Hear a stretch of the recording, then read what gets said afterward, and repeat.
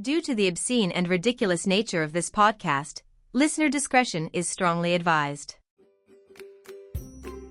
Oh my god, are you a dumb outdoorsy guy who loves camping and drinking dirty water and stuff? Do you love to spend your free time hiking up a big stupid hill? Do you get hard thinking about sleeping next to a pine cone? If so, you should definitely try Vital Elements' new edible product, Scum. Scum stands for Self-Contained Utility Meal. They come in bags and you eat them while you're camping. They're wet and shelf-stable and they taste just like normal human food. Each damp, craveable bag of Scum comes ready to eat. You don't have to add hot water and then sit around for 20 minutes waiting for them to hydrate like you're forced to do with other camping food bags. With Scum, all you have to do is tear open the hermetically sealed flavor sac and squeeze the contents directly down your gullet. I was suspicious when Vital Elements first told me about their new Scum, but they sent me a bunch of the bags and I can't get enough of them. I don't want to say that they're addicting, but they each include a ton of one special ingredient that we all know and love. No, it's not salt or sugar. No,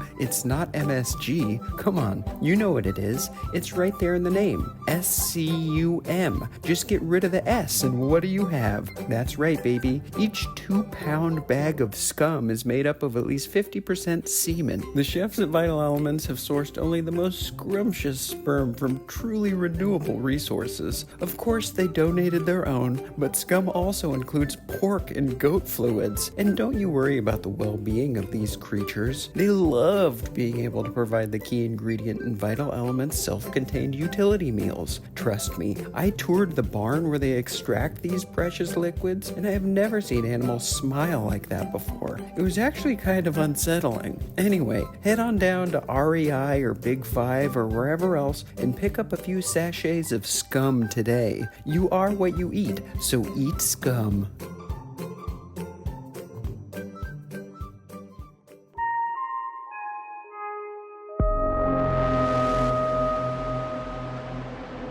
Secret Society of Fly Tires. Wow.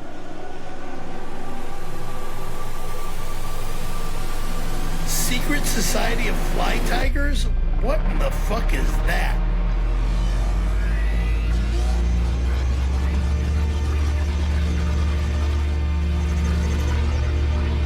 I'm sick of this phony baloney.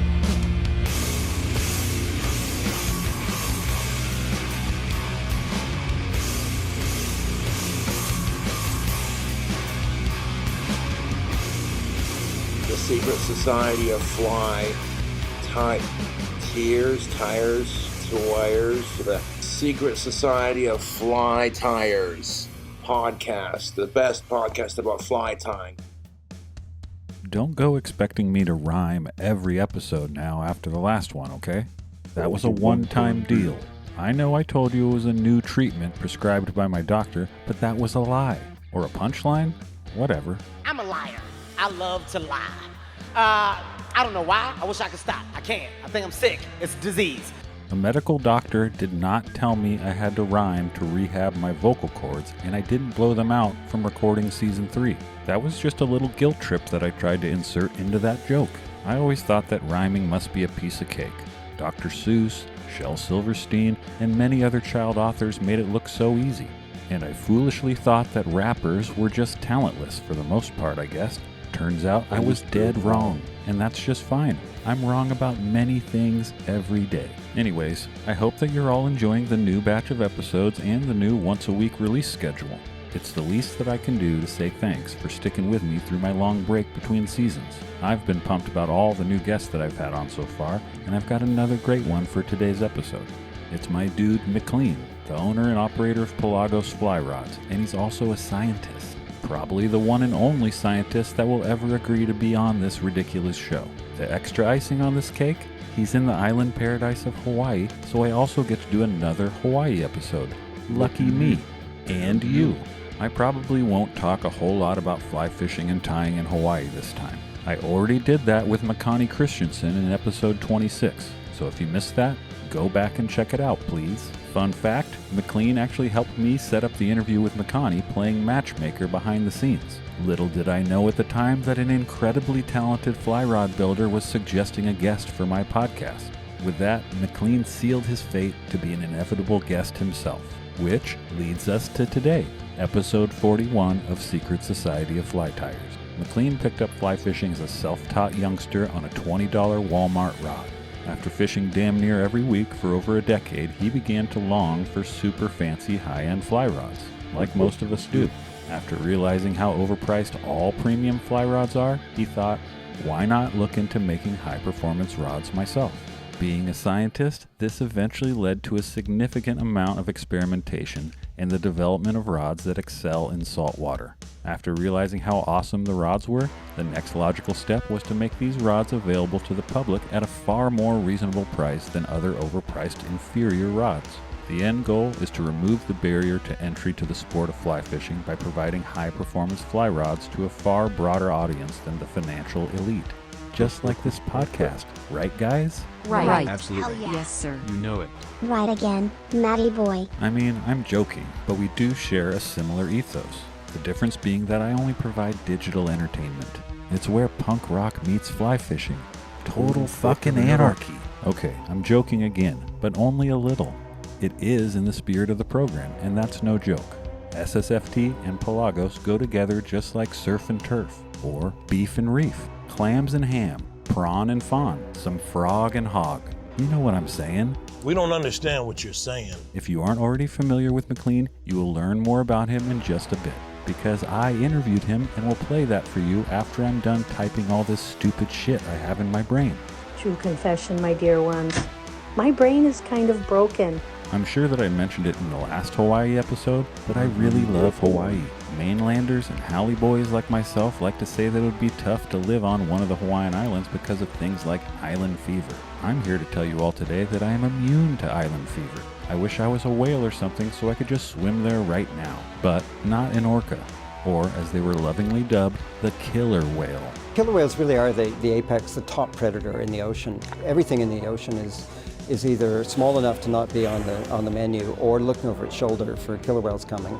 Killer whales get their name from this simple observation that people have made over the ages, goes back thousands of years, of seeing these magnificent, impressive animals swimming through the oceans and killing things.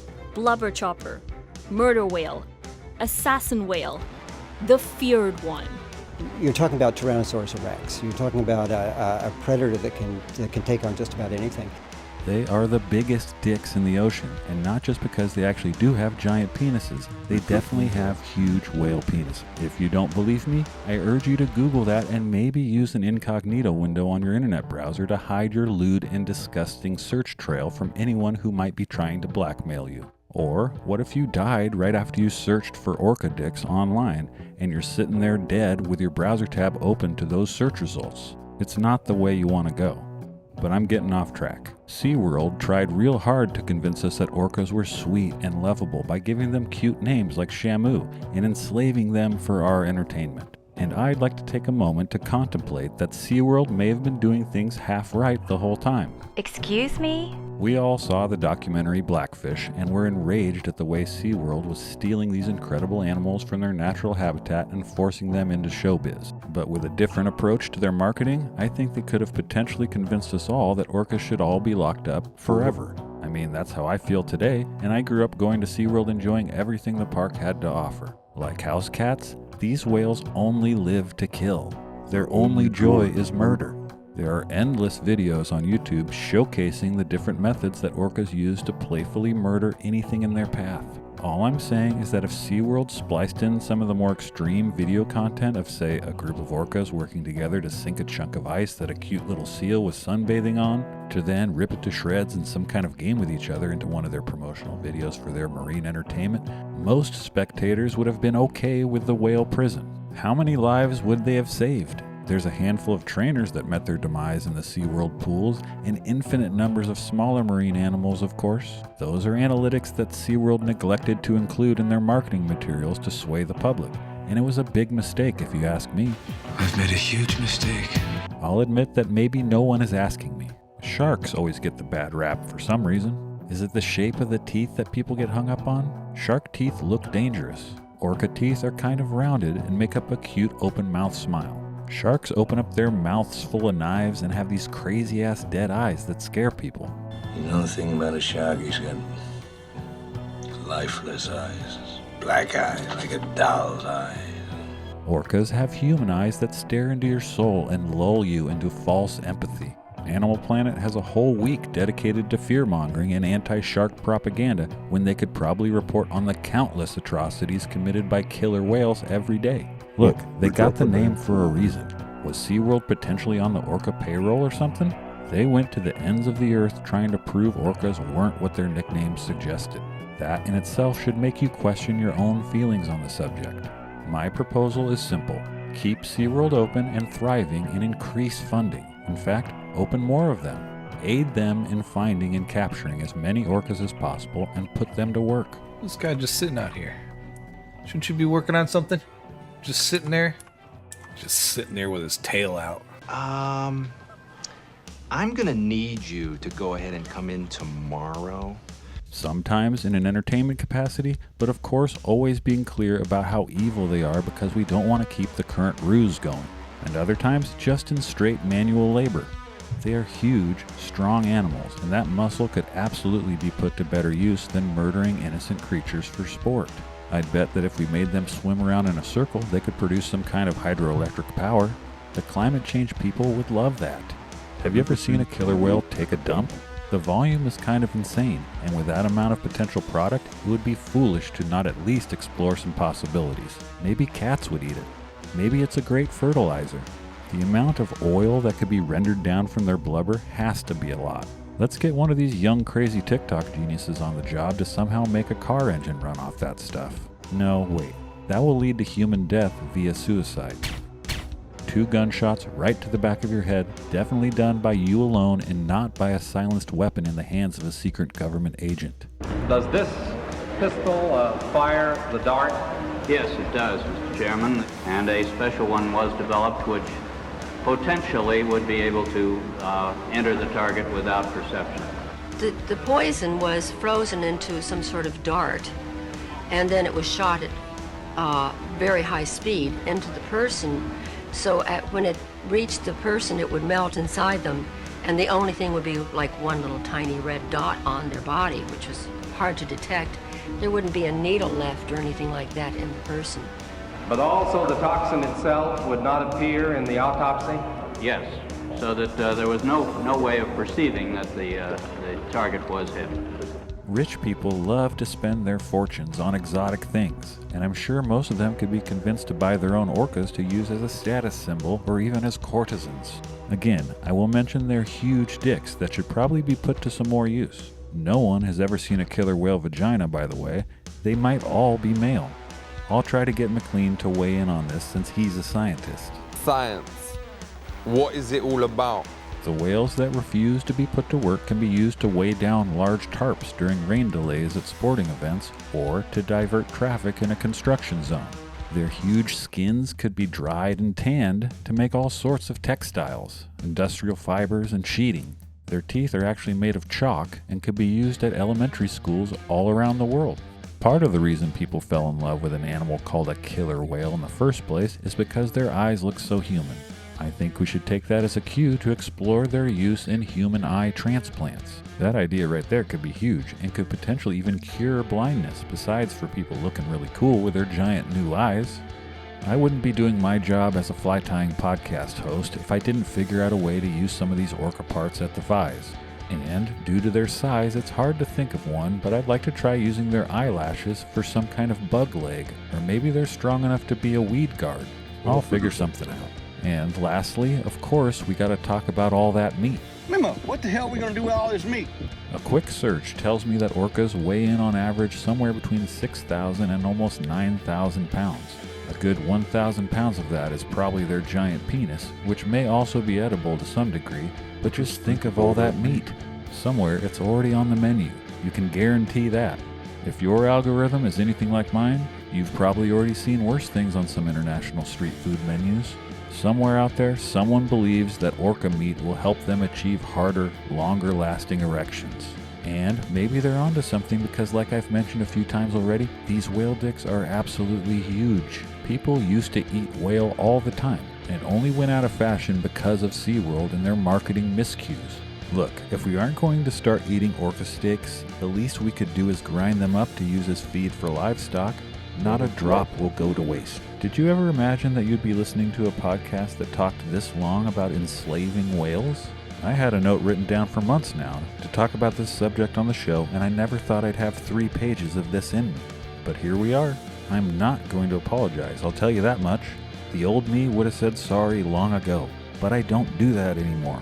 I'm so sorry, but we need to take another break for a short legal disclaimer. The host of this program, Marcus P. Figwater, in no way endorses or condones the act of imprisoning or the quote-unquote mafia-style execution of orca whales or any other aquatic mammalian beast. The previous comments, which suggested the host's interest in capturing, incarcerating, and dispatching orca whales, was a sort of satirical farce, which cannot be punished in a court of law, due to Article 3, Section 9, Paragraph 69, 42311 of the Law of the Land, which reads as follows: shut up.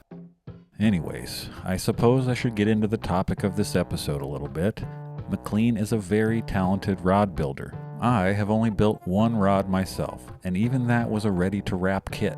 I would highly suggest that everyone that ties flies give it a shot if you haven't yet. It's fun and challenging and scratches the same kind of itch as fly tying does in many ways. But I would also suggest starting with something on the cheaper end. I did not, and I wish I would have. I'm not saying I'm not happy with the one that I built. It fishes great, and I love it.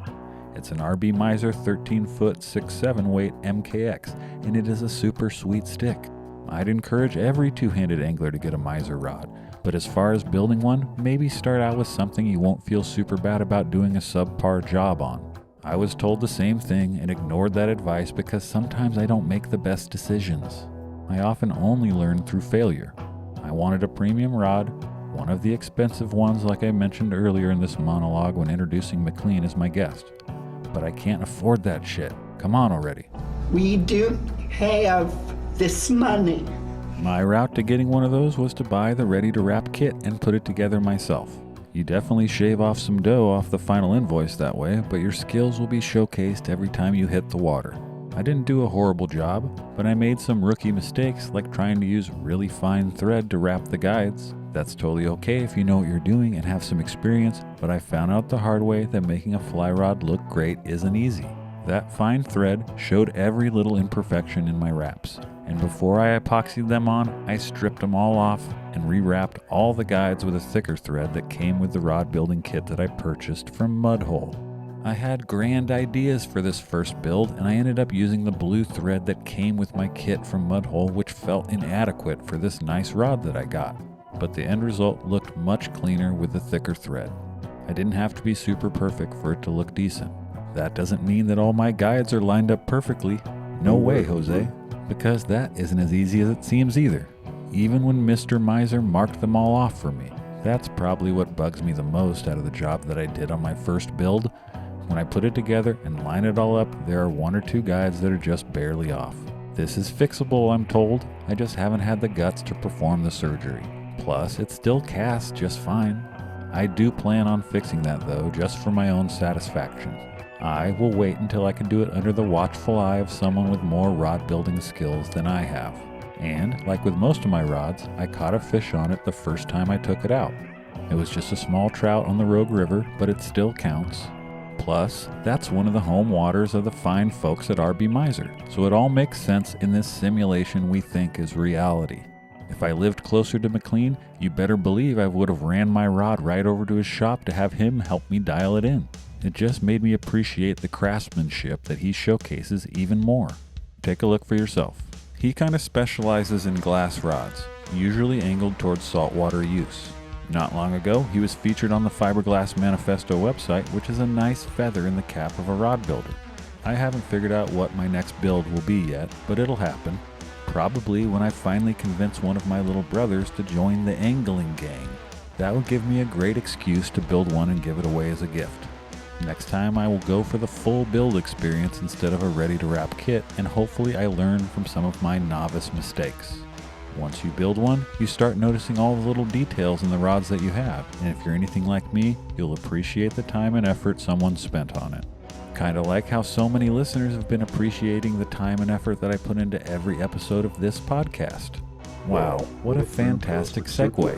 It's time for me to shout out the latest batch of supporters that donated their hard-earned money to yours truly in the name of art. Every little bit counts, folks, and your generosity means the world to me, even if you can only spare $5. My kids force me to pay them $5 for even the tiniest chores, so I know that I'm worth at least that much. Look, I'll do the math for you. If all 240 of you listeners donated $5 today, I'd receive $1,200. That would buy me at least 3 or 4 more cameos from celebrities to pretend that they know about my show. Don't deprive yourself of the joy that would bring mostly me, but also some of you. What are you waiting for? Donate today, and next episode you will find yourself being shouted out on this award-winning podcast just like these fine folks. This week, I'm only thanking listeners that donated $500 or more to my Buy Me a Coffee account. So a big SSFT thank you is going out to Jesus Starch, Kevin Almost, Reginald Frog, Stu Gumbo, Brittany Beef, Helen Neighborly, and Daisy Envelope. Thank you to those totally real listeners who sent me money because I record and release this insanity. When did this show stray so far from being about fly tying? Does anyone care? If this is what I'm writing about in Season 4, what will I be writing about in Season 10? I don't know if I want to find out, honestly. All jokes aside, if you actually do feel generous and would like to donate to the show, you can do so via the link on secretsocietyofFlyTires.com. Please excuse this brief interruption from one of our many sponsors. As you may or may not know, I recently had a murder hornet sneak into my anal cavity and sting me a bunch of times, and, as I found out later, lay a bunch of eggs in there. It was extremely painful and a big hassle to get all the eggs scraped out of the nest that it had built in my butt with my own poop.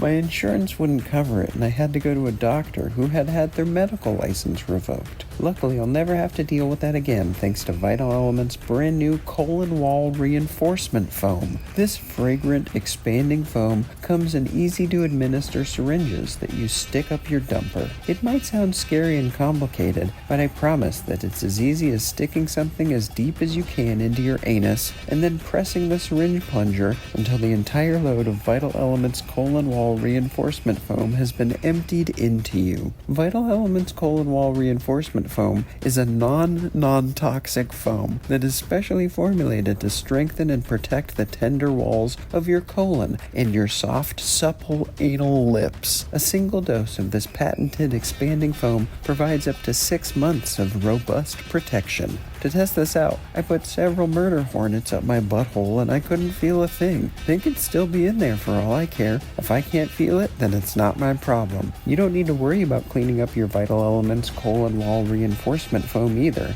After 6 months, it simply turns into a thick, gummy sludge and leaks out of your anus over a period of several weeks. Please note that the dissolved foam slurry cannot be flushed down the toilet. It will ruin your pipes and you will go to jail. But worry not. The fine folks at Vital Elements have prepared for this, and each canister of Vital Elements colon wall reinforcement foam comes with a prepaid envelope that you can use to capture your gummy dumper drippings. Just fill up the bag and send it on out in the post, and Vital Elements will dispose of it in whatever manner they deem appropriate. So stop suffering the internal agonies which so regularly befall us, and start protecting your innards with Vital Elements colon wall reinforcement foam. Okay, it's almost time for the interview, but I got a little more monologue left in me. I won't spoil the story because it's part of McLean's answer to one of my favorite questions that I ask my guests, if they've ever had a paranormal or supernatural experience. But we get into talking about our dogs. McLean tells a story about his beloved pooch, Mr. Cades, and it got me feeling all kinds of things about the dogs that I've been lucky to have throughout my life. Dogs are just special. I know some people will say that cats are too, or any pet for that matter, but I think dogs are a little different. I love you. Good boy. Before we had kids, my wife and I started saving up all of our change in a piggy bank of sorts with the goal of buying a dog. We could have rescued one, I know, but my wife had always wanted a pug and there weren't any turning up at the shelters, so we started saving.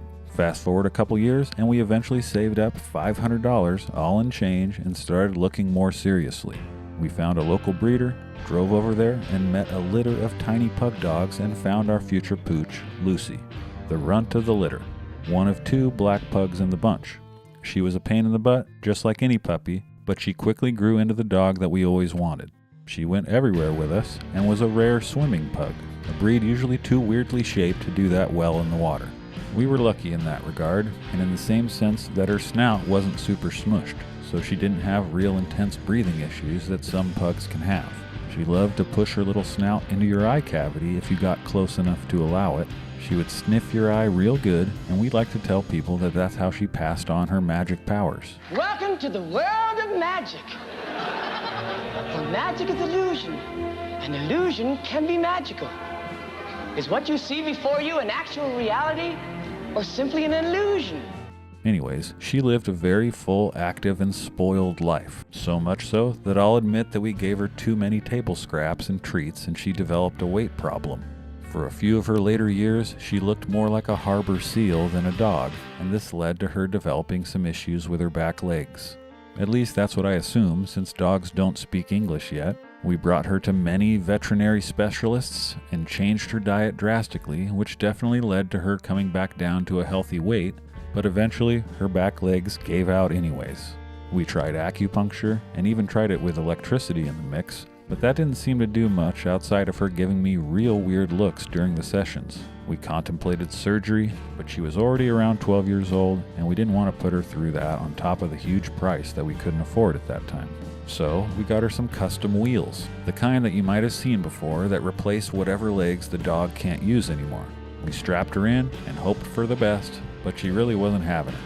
I don't know if she was embarrassed or just didn't give a shit, but she would rather just lay there and let me carry her places at that point. This got frustrating and sometimes kinda gross, to be honest. She couldn't walk around or even stand up on her own, so if she had an accident, she would be laying in it. And towards the end of her dog years, my wife was pregnant with our daughter, so it was my responsibility to take care of Lucy for the most part. This meant holding her up to eat her meals, taking her out in the yard more often and holding her up while she did her business, and cleaning up a lot of messes. Like I said, it got frustrating a lot of the time, even though I loved her very much. Fast forward a little bit, my wife and I welcome our first child into the world, and Lucy was so sweet with her, kissing the baby anytime she was in reach. Maternity leave was over, and my wife was set to go back to work. So I take a few days off to stay home with this baby that was fresh out of the oven. My wife had led the charge over the initial month or so, and this would be my first real solo time with my first kid. I was pumped for it. I had the day off work, put some music on, and was half entertaining the kid and half cleaning the house when poor old Lucy dog had a bad seizure. I panicked, of course, and I called my wife at work, who had probably been back at her job for about an hour. My poor dog wasn't moving much and was barely breathing, and I have this newborn that doesn't know what's going on, and all I could do was console the both of them until my wife got home.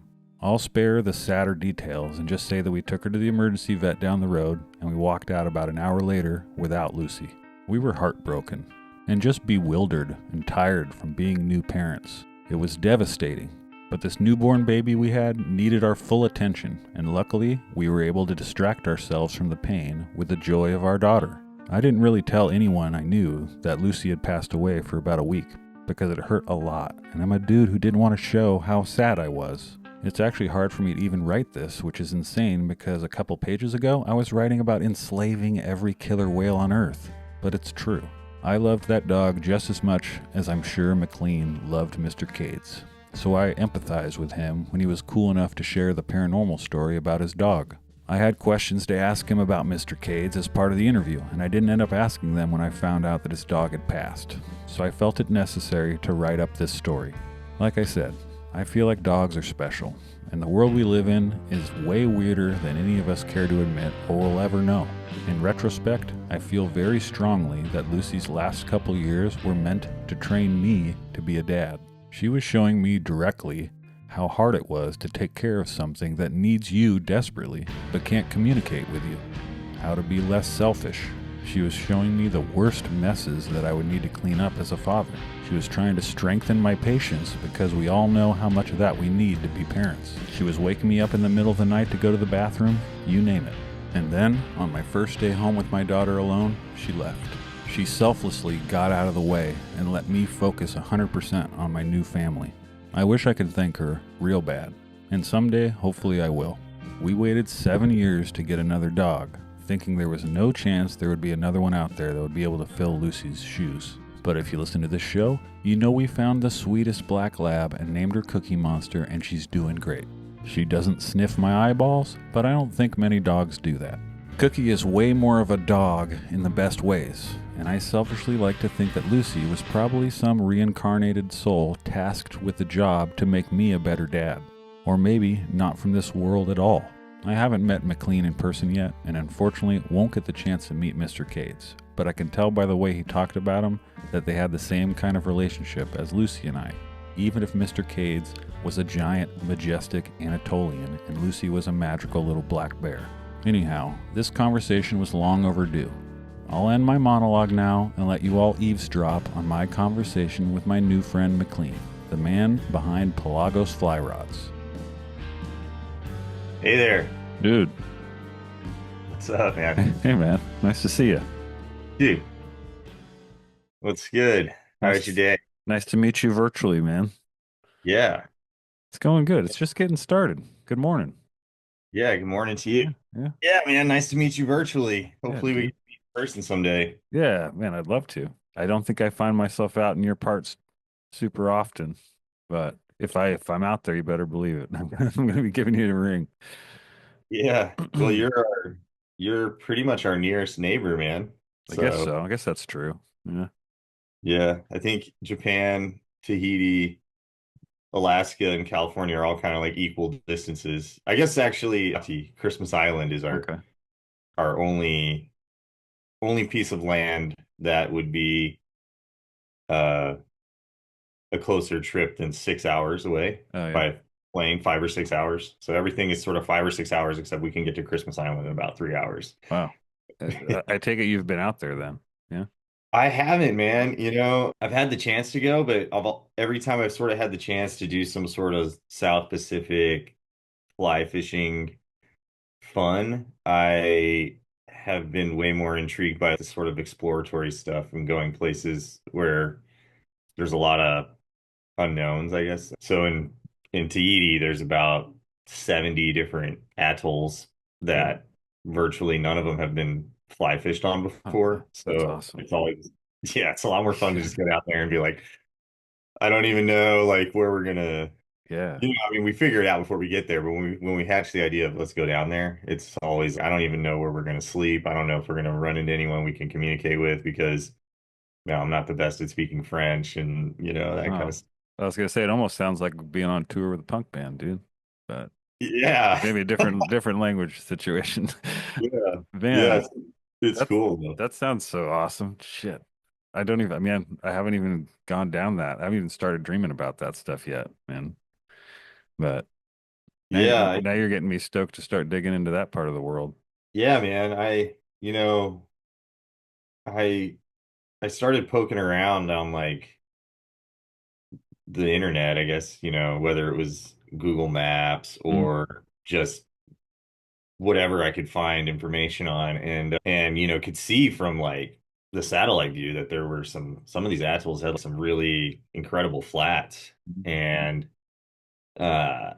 no information whatsoever that anyone had ever fly fished there or even like anyone from outside of local people had ever fished there. But, we doing some Google search images and seeing like local people spearing or netting really nice like trevally and bonefish and stuff. And it's like, well, the species are there. Let's just go down there and ask them if they're okay with us fly fishing. And they're always like, yeah, please.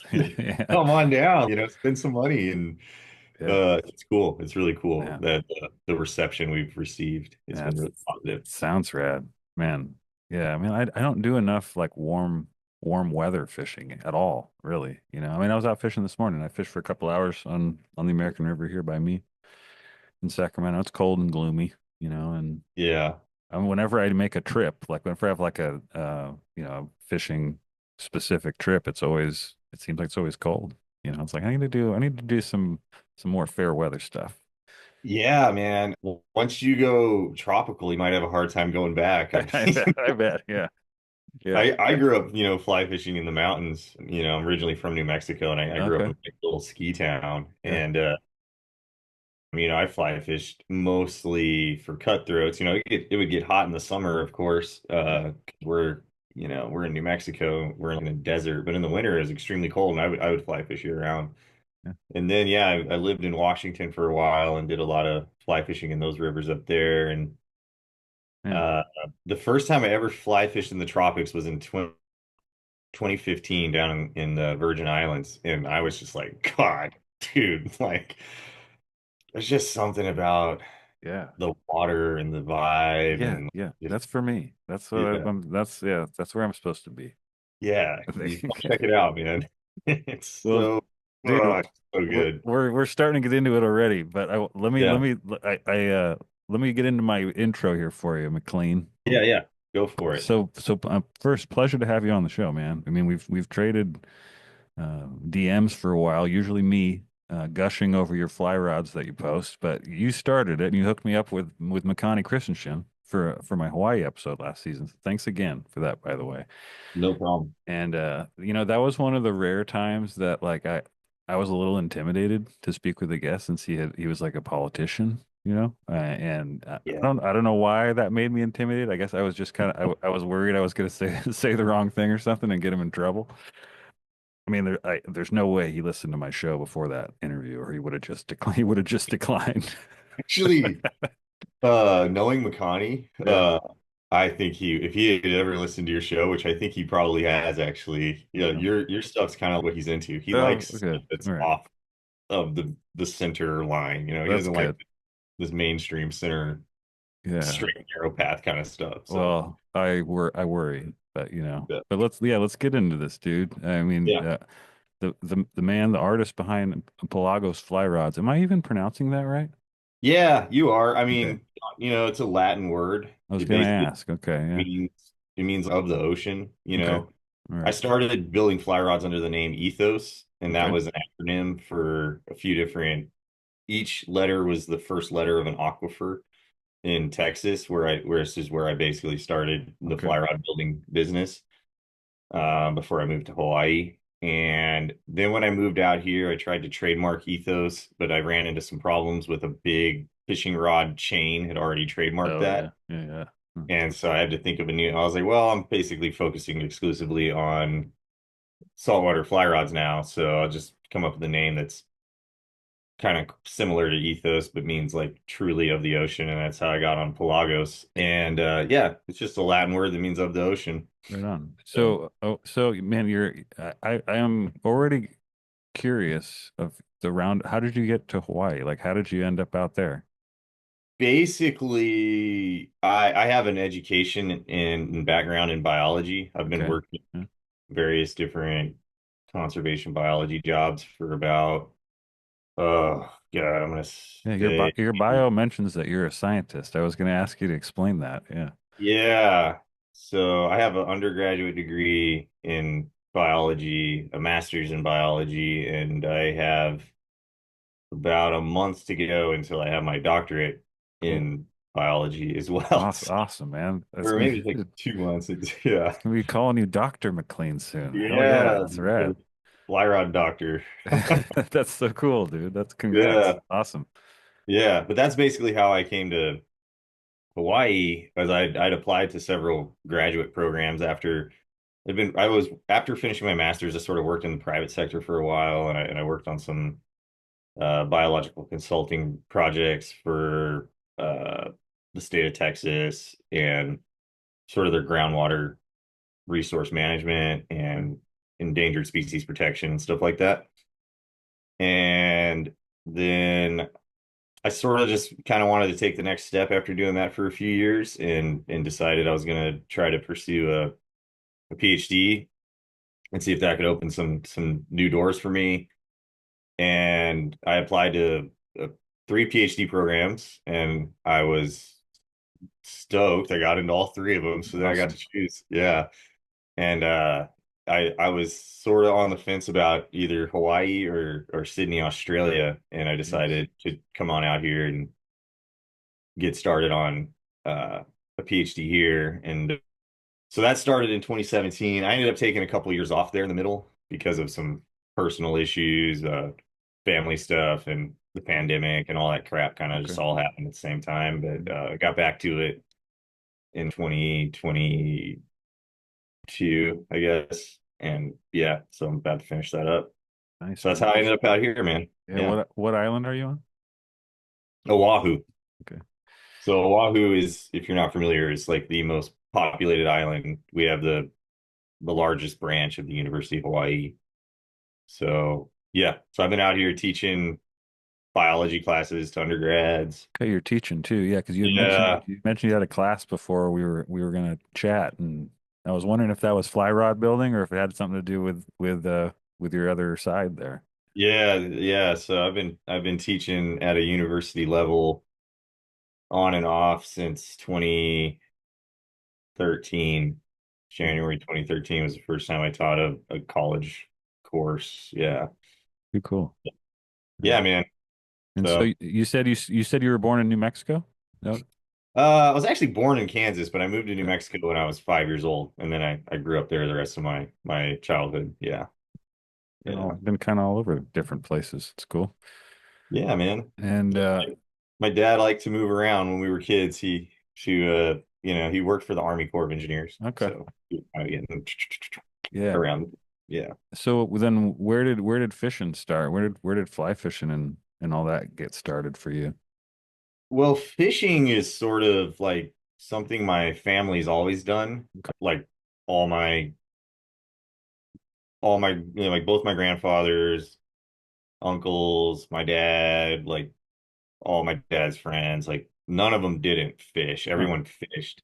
So the idea of fishing wasn't something I ever really thought about. It was just sort of like this is the way life is kind of thing. Yeah, just something everybody does. Yeah. Yeah, but I remember one time we were fishing on the Mescalero Apache Indian Reservation and on this lake called Mescalero Lake. And I was there with my dad and my mom and my sister and one of my dad's friends. And we were all kind of just chucking bait for trout from the shoreline. And this guy came by fly fishing and it just looks so much more fun. Because I mean, I'm like a rowdy little kid. I don't want to just sit there and wait. Yeah.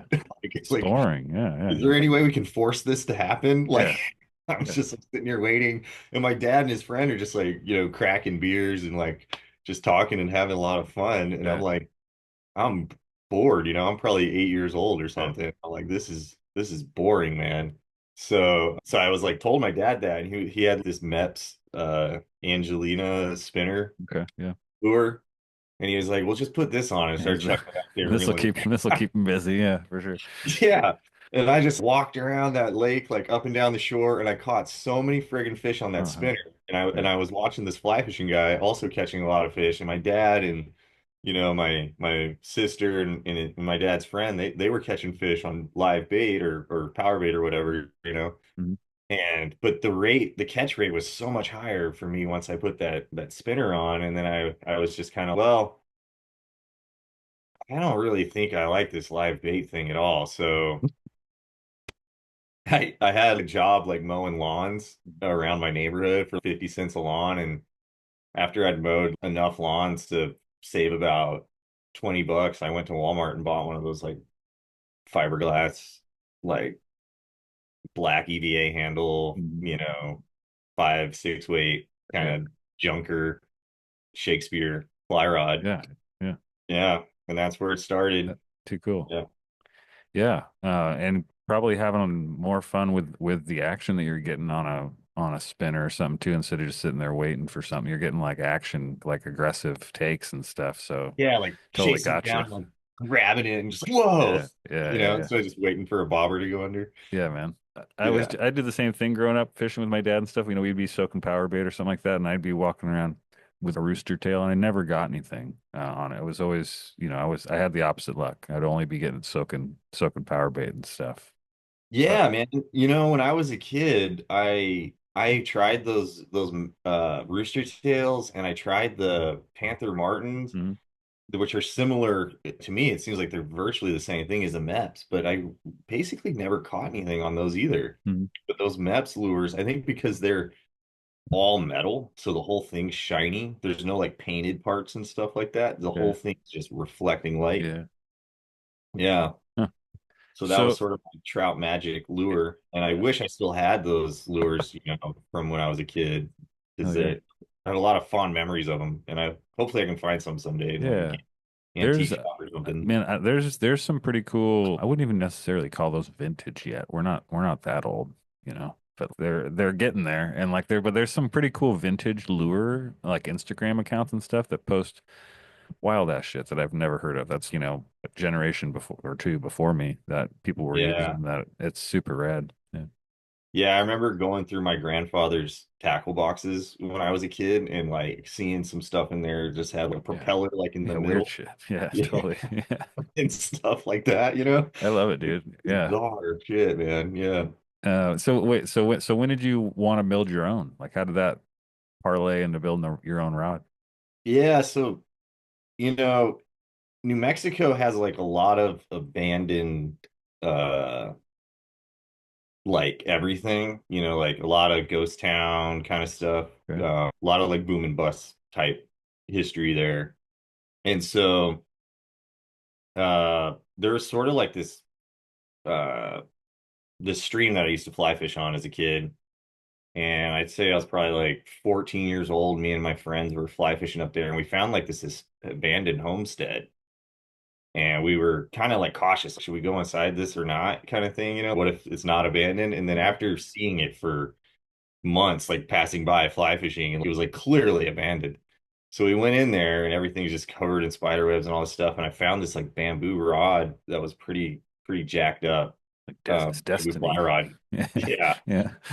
It was super messed up, and I was like at this point in time, like really into fly fishing and reading everything I could about it. And so I knew about in the, Cabela's, they had these catalogs, fly fishing catalogs they'd send me all the time. And I knew you could buy rod building parts in there and stuff. And so I bought some parts to try to restore that bamboo rod. Okay.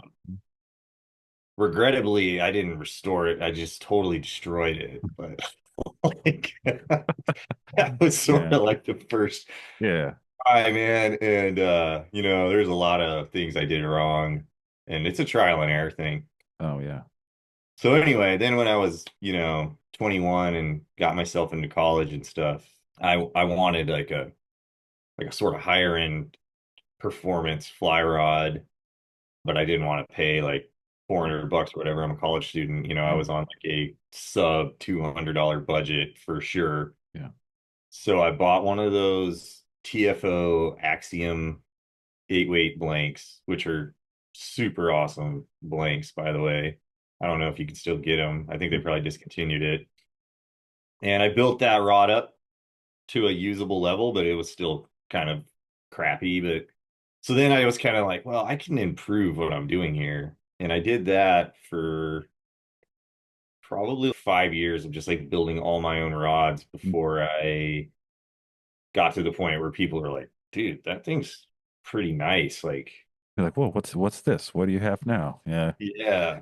And then I'm like, well, I made that. And they're like, can you make me one? And I'm just like, I don't know. I never really thought about that. I don't see why I couldn't, but you're gonna have to like, You never thought people wanted one that you were building, huh? yeah, Yeah. exactly. Yeah. And then once people were like, yo, I want one, then it's sure, here you go. And then next thing you know, I've never really advertised anything. It just sort of spread word of mouth. People are just like, That's yo, cool. I want one of those. I want one of those. And then especially in the hill country in Texas, I feel like it got really popular really fast. Hmm. Yeah. Very And then cool. it's just I've just kind of kept it going ever since. Yeah, that's kind of like I just started, right? Like I've only built one so far, and it's like part of the motivation was the same for me, right? I wanted a higher end rod didn't want to pay for it, but I could buy the stuff and put it together myself and kind of get there on my own. And also I wanted to get to the point where I could kind of gift them to buddies and stuff like that, or my kids and stuff, make them for other folks and just kind of keep busy here and there with it. But I quickly realized that it's not easy. It takes a lot of practice. Like you're saying, what you said, 5 years messing around before you started feeling comfortable. Yeah. Yeah. I should say in that time frame, I did give a couple of good buddies a rod, like as presents and stuff, for birthdays and stuff. Mm-hmm. And that was sort of like a really good tester of, let's see how enthusiastic they are about this thing I gave them. Yeah.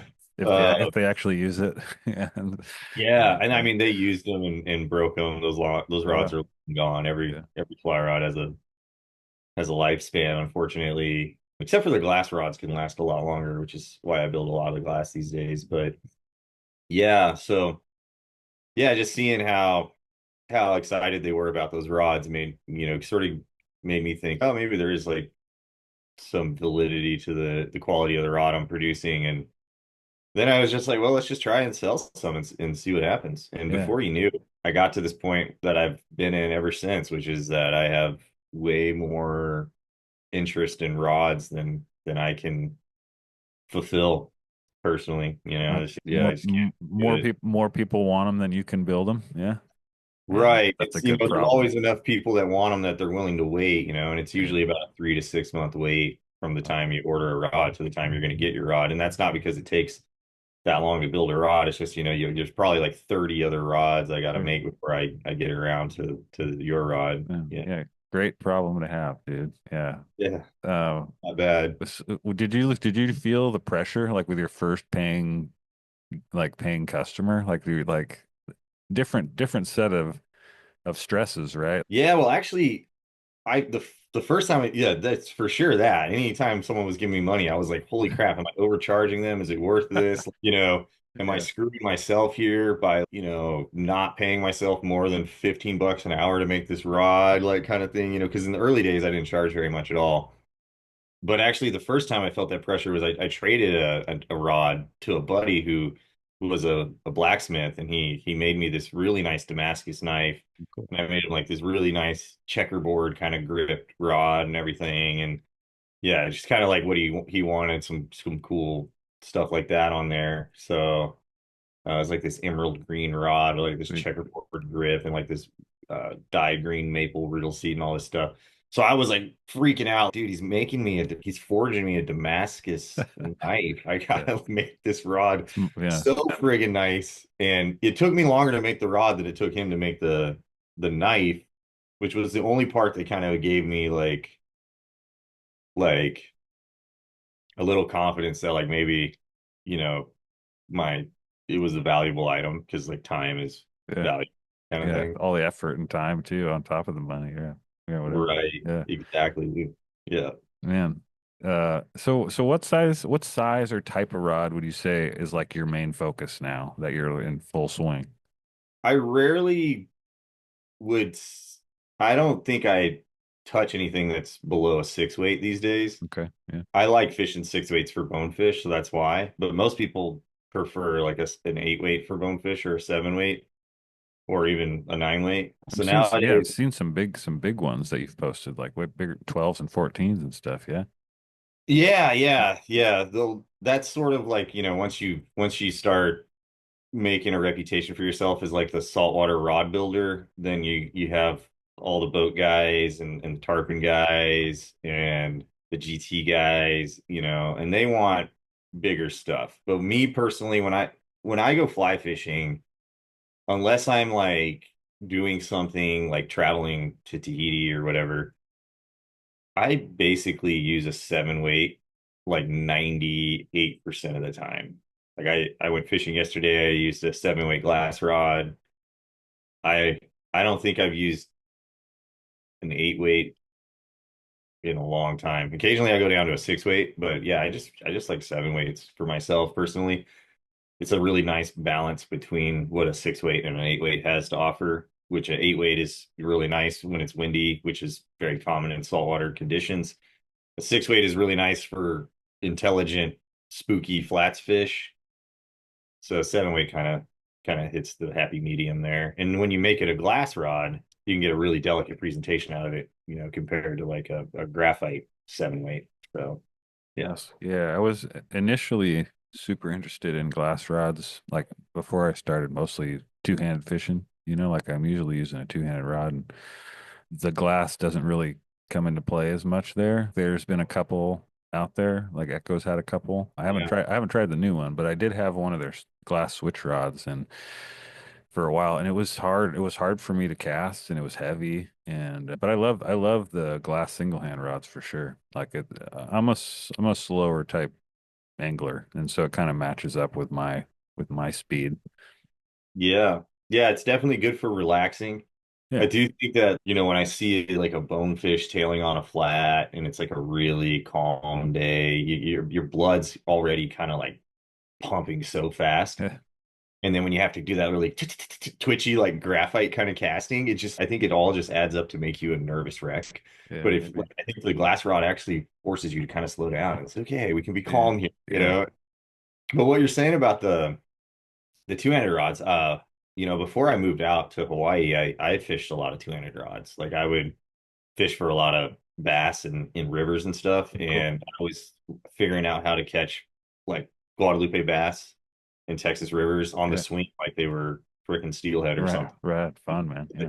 They hang out in the current, and I was using like 3 weight and 4 weight switches and stuff. Sweet. But I think for glass two-handed rods, other than Skagit casting, it would be really hard to like I couldn't imagine trying to Scandi cast Yeah. with a big long floppy piece of glass. Totally right. Yeah. Yeah, that would be weird. Yeah. Uh, Yeah. The only one I had a 6-7 Echo glass switch. I think they were 11 feet. And I had a Skagit on it, and it's still. I was super new to it too, so it probably wasn't the best thing to get as a new, spay caster. I wish I never sold it though. I don't want to sell any of that stuff. I ended up selling it to my fly shop and buying something else because they were cool about that yeah, kind of stuff. But I wish yeah. I wish I can keep it all. There's some rods I've given away over the years that were sentimental, but I gave them to good friends, so I know they're in good hands. But I know what you mean. It's Yeah. kind of nice to keep all that stuff. Yeah. There's the real problem when I got into rod building though was some of these rods that I made. I was just like, man, I don't really want someone else to have this. You wanted to keep it, dude. I want to keep this Yeah. for myself. This is just so nice. But after that happened, a few dozen times, I kind of let it go. I was like, Yeah. I'll make another rod that I really like. So It's got to be rad seeing those go out and then getting photos back of them and wherever they are catching fish and sending you photos. I'm sure tons of people do that, right? yeah. Oh yeah. And I try to post their stuff all the time. Yeah. Anytime someone sends me my buddy Richard down in the he lives in Rockport, Texas, or near Rockport, Texas. He just hooked up with this guy. I forget his name right now. They went and fly fish for bull reds in Louisiana. Cool. And I mean, they sent me so many pictures of these monolithic, like 30 pound, 40 pound, even bull reds and black drums. Awesome. They were catching on a graphite 7 weight I'd made for Richard and a 9 weight glass rod. And I mean, it was just like, dude, I Yeah. just love seeing that kind of stuff. I haven't gone down to do that yet. Have you done those trips yet? I fished for redfish in Texas before. Have I you? don't think I've ever fished for anything in Louisiana. I've only ever spent like a few days there. I want to do Yeah. those. I want to do one of those. Haven't done that yet. And my wife's from Texas, and there's reasons for us to go back out there and do it. So it'll happen. What part is she from? She's from from a suburb of Houston. Oh, okay. Yeah, she's right near that redfish country Yeah, then. she would go down to hang out with her friends and stuff in Galveston and all over the coast down there. And I've had people on the show. I mean, I was just talking to dudes. I mean, that's why I have this GAR background on. I was Mhm. talking to some other dudes a couple days ago about gar in Texas. You don't have gar out in Hawaii, right? You're like me. We don't have gar out here. No, we don't have any freshwater fish in Hawaii other than what has been introduced and one semi-freshwater or few semi-freshwater species. They're kind of andromedous, like salmon or whatever. They go in and out of the creeks and into the ocean. But it exclusively only lives in freshwater fish. All of the stuff we have here is introduced.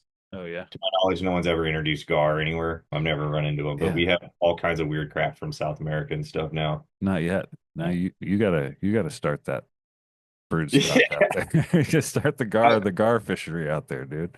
Yeah, the fly fisherman in me definitely would love to see like some arapaima fishery over here, something like that. Yeah, man. Some predatory weirdo stuff. But the conservation biologist side of me has always been like, no, you can't go introducing any new species. That said, I forgot I'm talking to a biologist about this stuff. Yeah. I joke about introducing new species like this in my local river all the time, but yeah. Well, I mean, when I lived on the mainland, I loved fly fishing for carp. So I mean, once they're there, I'm an equal opportunity fly fisher. I'm not going to be like, this isn't a native fish. I'm not going to be like a native fly fisher aficionado or whatever. I like fly fishing for native fish. Don't get me wrong, but carp are fun to fly fish for, and we have those here. I fly fish for carp. I wonder how they got there. I wonder who you don't need the history behind that, or do I have to go Google? I think the state introduced them. Oh yeah, originally. Yeah, the state introduced bass, catfish, and carp out here probably like 50 years ago, I'd say, or more now, maybe 70, 80 years ago. Some lucky catfish and carp, man, getting. Yeah. They introduced a few species of catfish. The ones that stuck were the channel cats and everyone calls them Chinese catfish out here, but I'm not too sure what the exact. But you don't really go after the freshwater stuff. You're kind of saltwater only out there, or do you? Yeah, I mean, every once in a while, I like to go take a nice stroll in the mountains, and because all of our mountain streams are really beautiful, tropical kind of jungly stuff, and in there, you can fly fish for carp and you can fly fish for smallmouth bass, and that's about it. Yeah. There's also peacock bass and in a few other rarer locations and things like that. Yeah. Oh yeah. Yeah. Well, we started getting into it when you're talking about not wanting to give away builds that you've done because you've been, you've loved them and so much you didn't want to give them away. But what inspires these? Like it seems like your builds have like a fully imagined theme. It's not just like the rod, it's the sock, it's everything that goes along with it, and it all kind of matches up. Like yeah. So are they by request, or is it kind of like they want you to do what you do, or most of the time people just say do what you want, and that's what I'd say. If I was ordering something from you, yeah. Sometimes people come to me with some really like color combos I wouldn't do, and I do it anyway because I'm just like, I mean, it's their rod. They can look like whatever they want it to look like, and they just tell me what they want, and I just make it. And if whatever color theme the rod's going to be, whatever cork inlays and stuff we're doing for the handles and stuff, I always make sure the rod sock is really paired well with the color theme of the rod. I like that. Yeah. But a lot of times when it's, people are like, make something that you would just whatever you want to make. A lot of times I start with the rod sock. I'll find like a rod sock that is like a really cool pattern with some really cool contrast of colors and stuff. And then I have all these threads. And are you making those too? Are you making the socks? My girlfriend makes the rod socks actually. Awesome. Cool. Yeah, man. Yeah. That's interesting to hear that those will inspire the rest of the build. I mean, like it's a cool way to do it, right? Like they're giving you like a color scheme or some type of theme to run off of, and then like at the end of it, it's all one package. It's rad. Yeah, definitely. And I mean, inspiration comes from a lot of places. I would say that's one of them. Probably the favorite one I have is when a customer comes to me and says, can you try to make this rod sort of imitate the vibes of this fish, you Oh, know? cool. Yeah. Because nature balances colors so perfectly. So when someone's, I want it to be like a bonefish color Yeah. or a carp color or a peacock bass color, or, you know, people have brought so many different species of fish to me, like smallmouth bass, whatever it may be. That's honestly the most awesome, because then That's cool. I'm like looking at the features of that fish that I want to try to enhance Right. and accentuate and call attention to. And then Tim Johnson, I'm sure you're familiar with him. He does all that beautiful artwork on the handles, like all Okay. those Yeah. painted scenes and stuff. Mm-hmm. So that really works really well when someone's, I want a bonefish rod and I want a Tim Johnson grip or whatever. Then we get the bonefish tailing scene on the handle and like all tropical bonefishy vibes on the rod. And yeah. But I mean, other times, like I was literally driving down the road the other day and there's this brand new playground in this little park, and they made the playground out of purple, teal, and kind of like a seagrassy green, like bunch of plastic and shit. Yeah. And I was like, that would be such a cool color. That's cool. Man. Yeah, that's rad, man. Yeah. Yeah. I mean, So there was one you posted, you're talking about the matching up with a fish, and I want to say it was a peacock bass rod because it even went down to there was, I want to say they had an able reel on it that looked in the same scheme. I can't remember which one of it is now. I could dig through yeah. your Instagram and find it, but like that one all the way through, even to the reel that was set up with it, matched that scheme, and it was rad. Yeah. Yeah, totally. And a lot of, you know, people that are into the custom fly rod space are also very into the custom able reel Sure. space. So Wouldn't it be nice? Yeah. yeah, it's nice when you have that kind of funds. I was fortunate to get my hands on two custom able Oh, reels at sweet. an extreme discount. And but yeah, whenever someone says this is my able reel, I already have it and this is what it looks like. Can you pair a rod to this? Oh, that's cool. That's always a great way to make one of Yeah. them like Man, just I never thought that was even a way they would come to you that way where it's, oh, I have this reel. I want you to make me a custom rod to match it up. That's cool. Yeah. oh yeah. That's like honestly whenever you can do the full package. And a lot of times in that situation, or you know, Cubalaya reels, if you're familiar with those I'm click not sure. paul reels that are sort of saltwater specific. Yeah, when people have it, or you know, there's all those other reels. Is it the one that makes the Sea Master or something like that? It It's almost looks like an old big spay reel. here, I got one right here for you. All right, let's check it out. Did this rooster design here and everything. I like I that. really like this company. The guy that owns it, Mike, he's super cool. And but yeah, man, it's just like a click paul reel. Oh, my blurry thing's It's okay. blurring it all out. Hold on, let me fix that for you real quick. There you go. So it's like this thing right here, and then you know, I got him to engrave glue on Sweet. there and That's stuff. awesome. And so sometimes people would be like, I want one of those, you know, Yeah. Cubalaya click paul sort of things, you know, with your logo on the reel and everything. And so he's really cool that it'll work with me like that. But Oh man, that's awesome. when people get the reel sent to me in that situation, instead of just sending me pictures of the reel, because nothing is ever the same Oh, yeah. right photograph. Okay, then I can they'll send it really to you. match it. Yeah. Yeah, and then Okay. I'll mail them the rod and reel together whenever it's done. That's the rad. best way to do that. Yeah, then you get a nice picture of it all too before you send it off, where it's all put Oh, together, and yeah. It works. It's better for them in the end because the rod is going to be perfectly matched to the reel if they're patient enough to not, you know, be able to hold off on getting their hands on that reel for as long as it takes to get the rod done. And yeah, I mean, for my content creation, if that's what you want to call it, just all those combos that just look that cool like that. Yeah. Oh yeah, that's gotta sell rods, man. Yeah.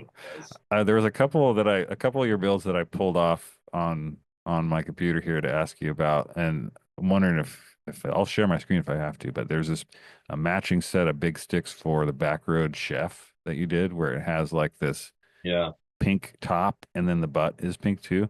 What is that? Is it painted? Is it a different material than the cork? What did you do I mean, there? it's EVA foam. So those are both like big water rods. One's a 14 weight, and one's a 12 weight. 8 foot 14 and 9 foot 12 weight. Okay, yeah, exactly. And so in that situation, I mean, Usually I don't like using foam on a rod handle, uh, except for maybe like little inlays to accentuate some color. But in that situation, comfort is basically what we're thinking about. Okay. So it's really big foam fighting butts are, gonna a small fighting butt does not feel good at all when you're fighting a big pelagic fish. So you want like a nice cushion on the back of that rod because I mean, a fighting butt, feels like it's a lot better than putting the butt of a rod into your side that doesn't have a fighting butt when you're fighting, say, a bonefish, which is a really strong fish for its size. But imagine like scaling that up to something like that fighting butt is gonna dig into you and feel so Yeah. painful. Yeah. Yeah, totally. Yeah, it looks So cool. That pink and blue on that one is tight, and it totally matches the rod stock underneath it. It's yeah, very yeah, cool. he wanted that combo of colors at the time when he ordered it. It's because he just heard that he was going to be having a baby, Okay, yeah. and he didn't know if it was a boy or a girl yet. So he's just like Right. baby blue and pink, and Either way, he wins. There you cover go. Yeah, both genders kind of thing. that's rad. Yeah, There was another one here. Let me pull it up here. There was another one that I was looking at. It's a happy anniversary to this fly trap. yeah, Was this a raffle? yeah. They had an anniversary party, and I've been those guys are awesome. They have been a huge support to the custom rod business over here. I'd say probably a quarter of the rods I sell every year are sold through their shop. Oh wow, cool. And or maybe not quite that much, but it's pretty close to a quarter, I'd say. And yeah, so Good raffle price. they've always supported me, and they hit me up asking for a rod that they could raffle off at their anniversary party. And that was sort of one of those like paired with the reel thing. They had a Galvan, Okay. one of those green anodized Galvan reels. They wanted it to match, and so I made it for their last year anniversary, 2024. And last year was the year of the dragon. I don't know if you keep up with that kind of Chinese what do they call that stuff? Horoscope or zodiac The signs or Zodiac. whatever. Yeah. Yeah. Did the dragon theme. Yeah. It's fucking rad, dude. Another one I had pulled up. It's almost got like a purple and yellow zebra striped almost handle on it. A unique rod for a very unique angler. Is that all foam? That's all foam, yeah. That's a really high density foam though. Okay. So it's like it's not gonna be as like comfortable as that pink foam we were talking about. But yeah, that one I just wanted to make something just weird, and I just put like unicorns all over it and stuff too. It's tight, dude. You cut the top of the handle is at an angle too, and it looks like it angles with where your logo comes in on there too at the same way. Yeah. That's rad. Yeah. Because the stripes are like crosshatch like that. Yeah. Instead of vertical stripes. Yeah. And the wraps on the guides on that too look different than. I don't know if I've seen these on any other builds, but they're almost like metallic rainbow like wrap. Yeah. What's up with that stuff? Is that just a special thread that you found? Yeah, I have a wide range of nylon and silk threads and metallics and threads that turn translucent when you put epoxy on them, threads that are like color fast, which means that the colors won't change whenever you epoxy them. And yeah, whenever you first start building rods, you're probably going to get surprised by the fact that the way it looks when it's wrapped is not what it's going to look like once the epoxy's on there. But once you start developing a picture of what it's going to be like, you can start to anticipate what the final product's going to look like. And so often when I'm building rods, people will ask me like, "Hey, you got any pics of the rod? I want to see what those wraps look like or whatever." It's I mean, I could send you a pic of what it looks like right now, and you'll either be like, "Oh, I didn't want it to look like that," and it's well, yeah, it's not going to look like that after I epoxy it, or you'll be like, "Oh, that looks so great," and then I'm like, "Well, shoot, I wish you didn't like it that much because it's not going to stay this way."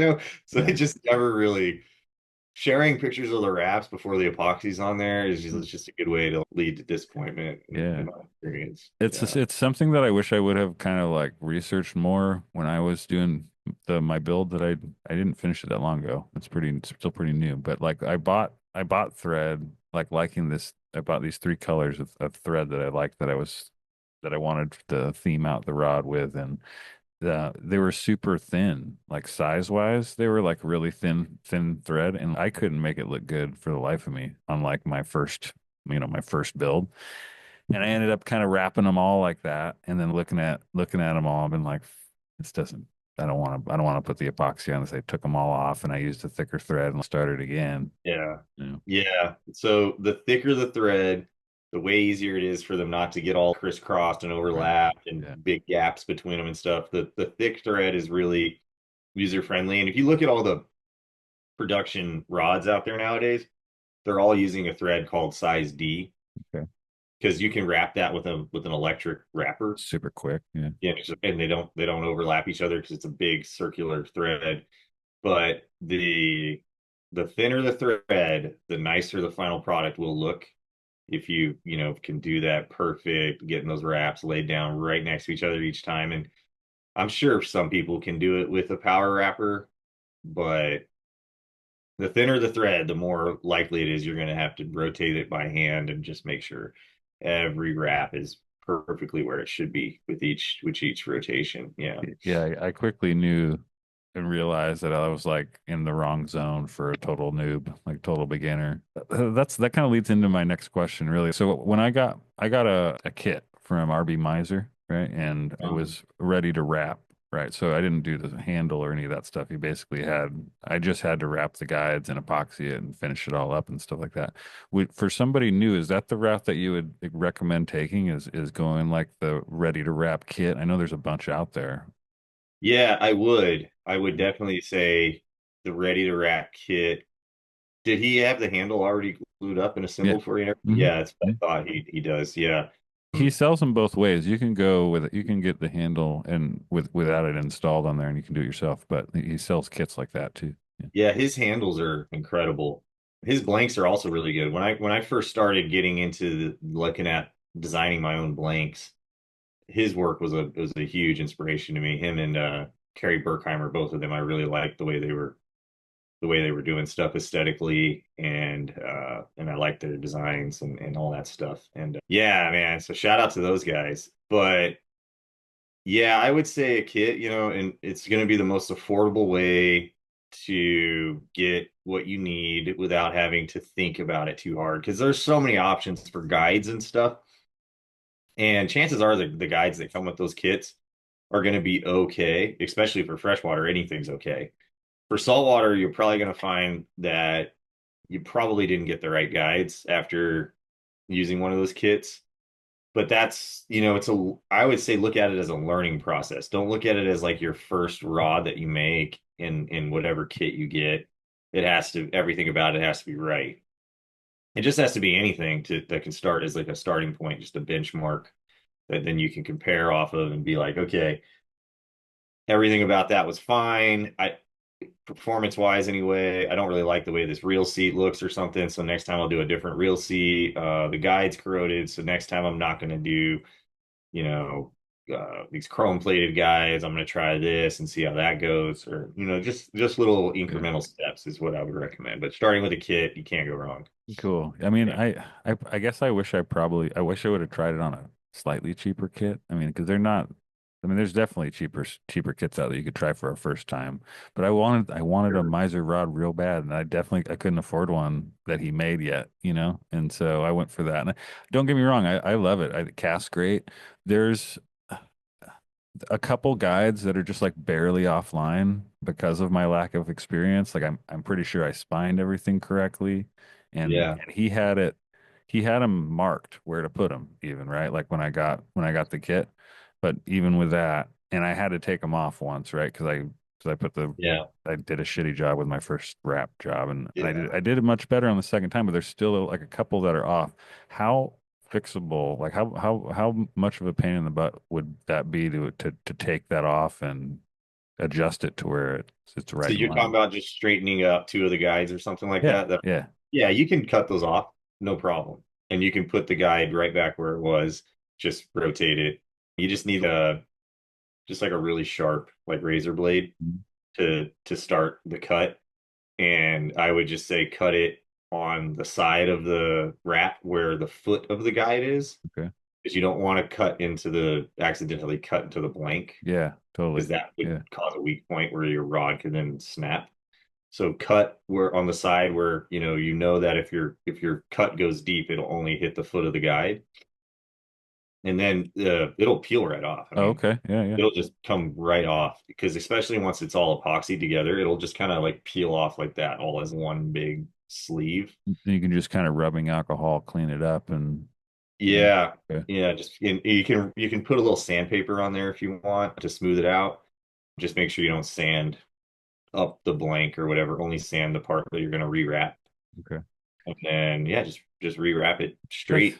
It's reassuring. I mean, it's not like I feel like it casts great anyway. It's not super far off, but it's far enough that when I'm putting it together, like I look and it bugs me a little bit, and I also didn't put enough epoxy on it after showing it to other folks that I've fished with that build rods. I should have put more on here and there and stuff. And yeah, so I've been meaning to add that to kind of get it up to snuff. I haven't yet. Maybe then I'll go ahead and try and fix those. There's two.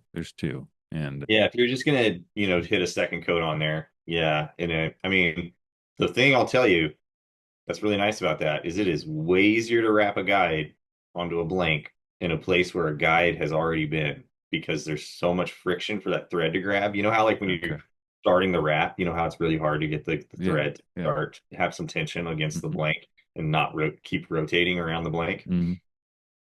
Yeah, your first turn is just it's just right on there, man. It'll be fine. Yeah. What part of the process do you like despise? Is there any part that you just like that you are not looking forward to every time you do a build? I mean, I wouldn't say despise any of them, but there's definitely a ranking system in my mind of what I like. Yeah.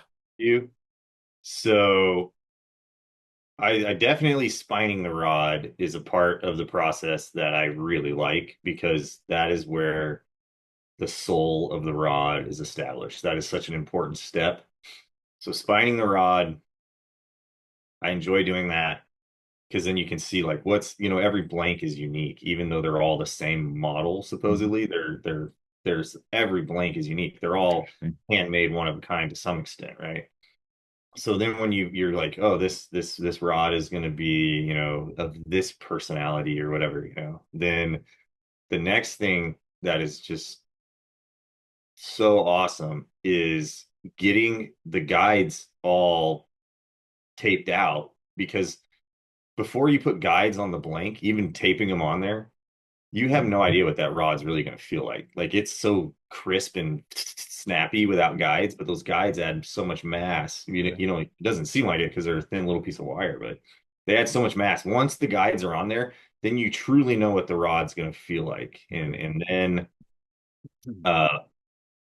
my hands down, favorite, just and most enjoyable part ever is lathing handles, putting handles on there. It's kind of like a pottery wheel in reverse. It looks like fun, dude. Yeah. It's so much fun. And then wrapping and epoxying, I would say, are definitely like my least favorite part, because it's just so tedious and like all this stuff. But in the end, it's so essential, because that obviously you have to attach the guide somehow, but that's also where so much of the aesthetics of the rod come from. Yeah, totally. But if I could stop doing any part of it, I think wrapping and epoxying, I would just be like so happy to just spine rods, measure out the guide placements, and lay some handles and just stop there. Just stop there. Fun stuff. Yeah.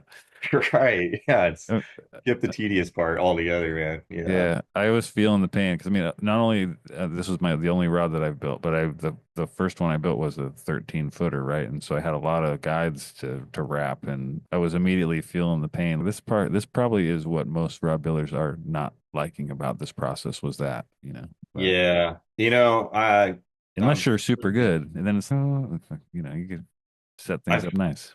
Yeah, I mean, it's fun. I mean, the end is fun when you look back and you're like, wow, this is such a beautiful rod. But I actually have someone helping me wrap the rods right now. Oh, cool.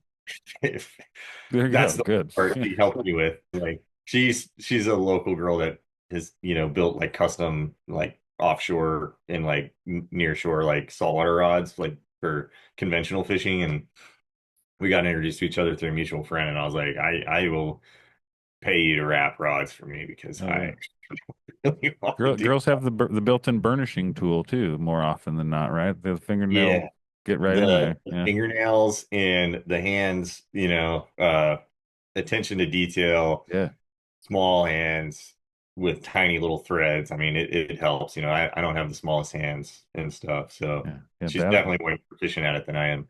For sure. Badass fly tires a lot of the time too, man, for the same reasons. For sure. Tying small flies is so hard. Yeah. Holy crap. Yeah. So what did well, first off, I guess I have another question. Have you ever built a two-handed rod, or do you ever see yourself doing those, or? Yeah. I built a couple of two-handed switch rods.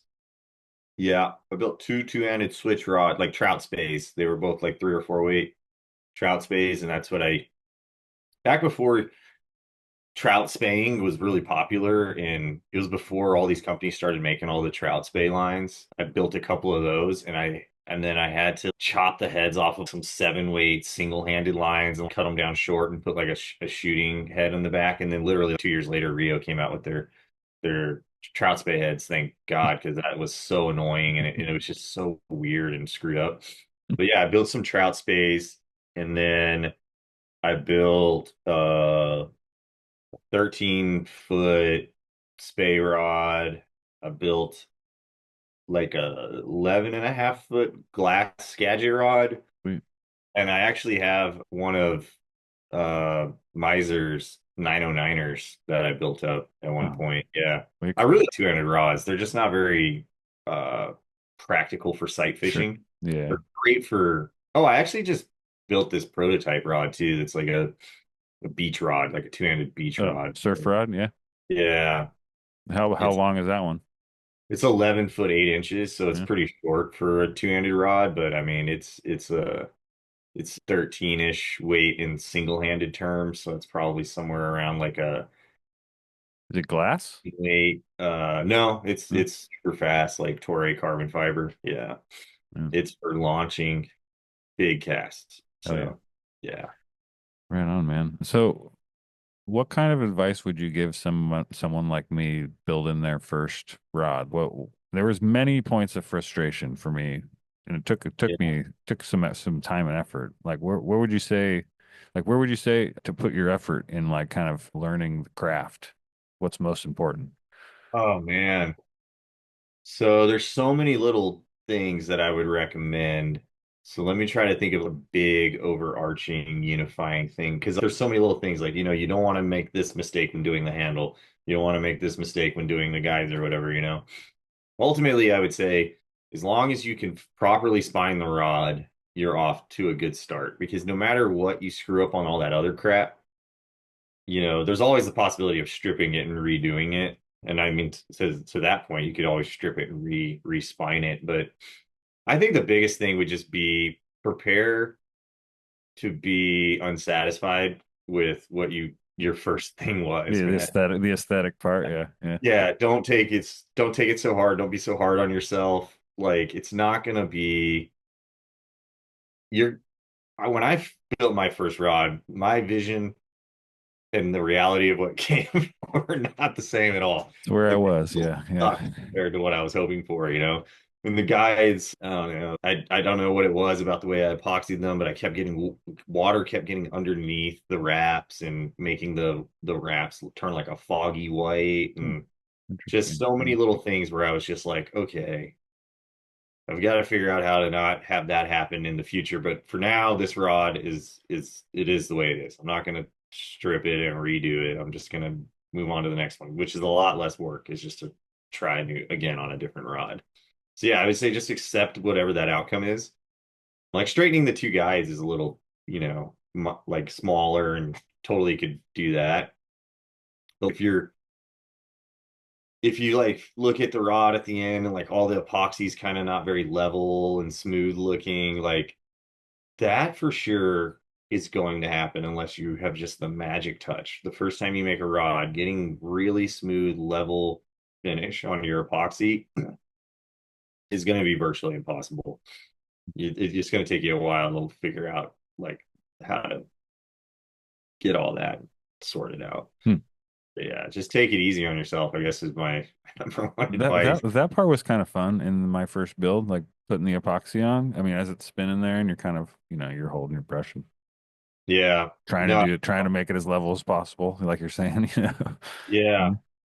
Yeah, and like I said, there's little details about every one of these things. Like when you start putting the epoxy on, you want to start away from the guide and move towards the guide.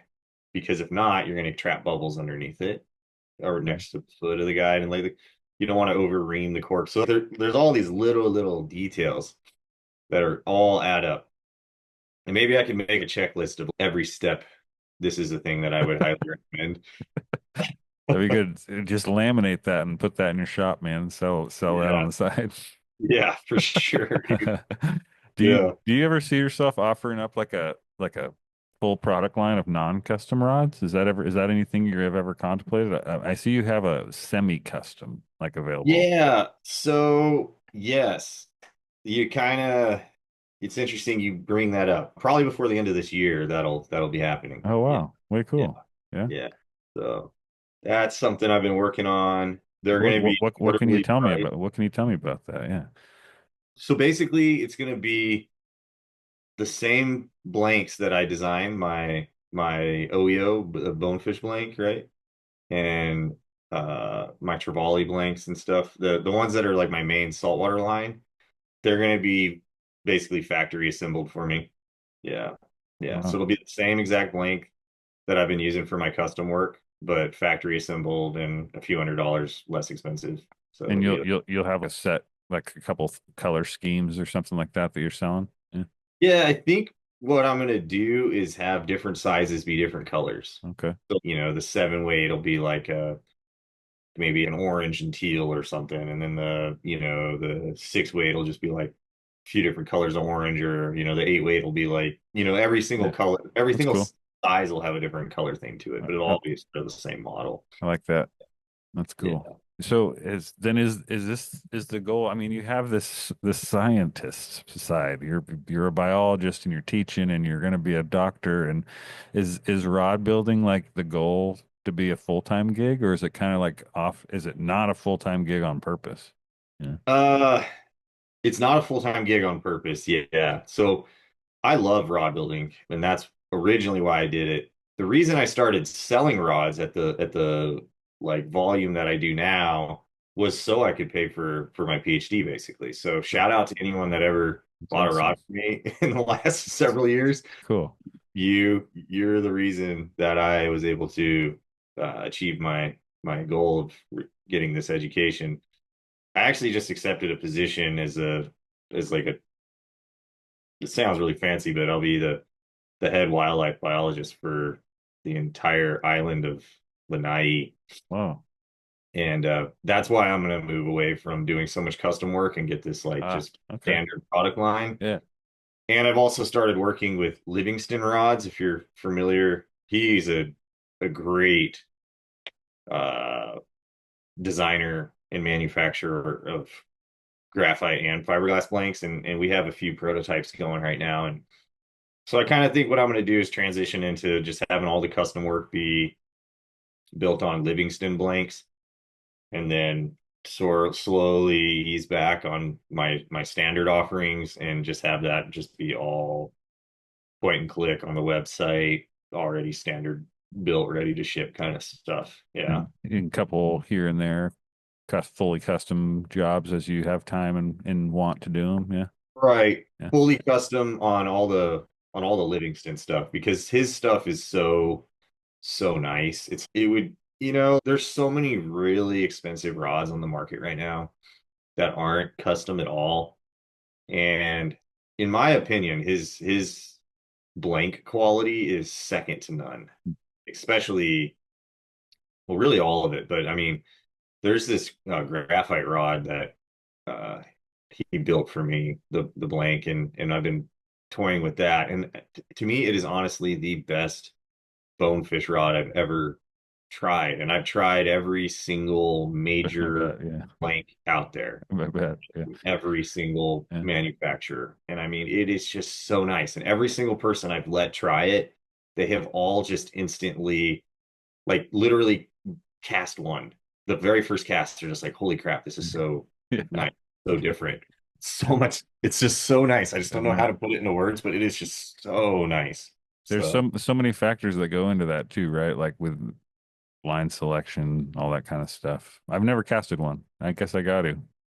yeah. Well, if you make it out here, we'll do a whole Yes. prototype demo, but Hell yeah. not just prototypes. We'll do them all.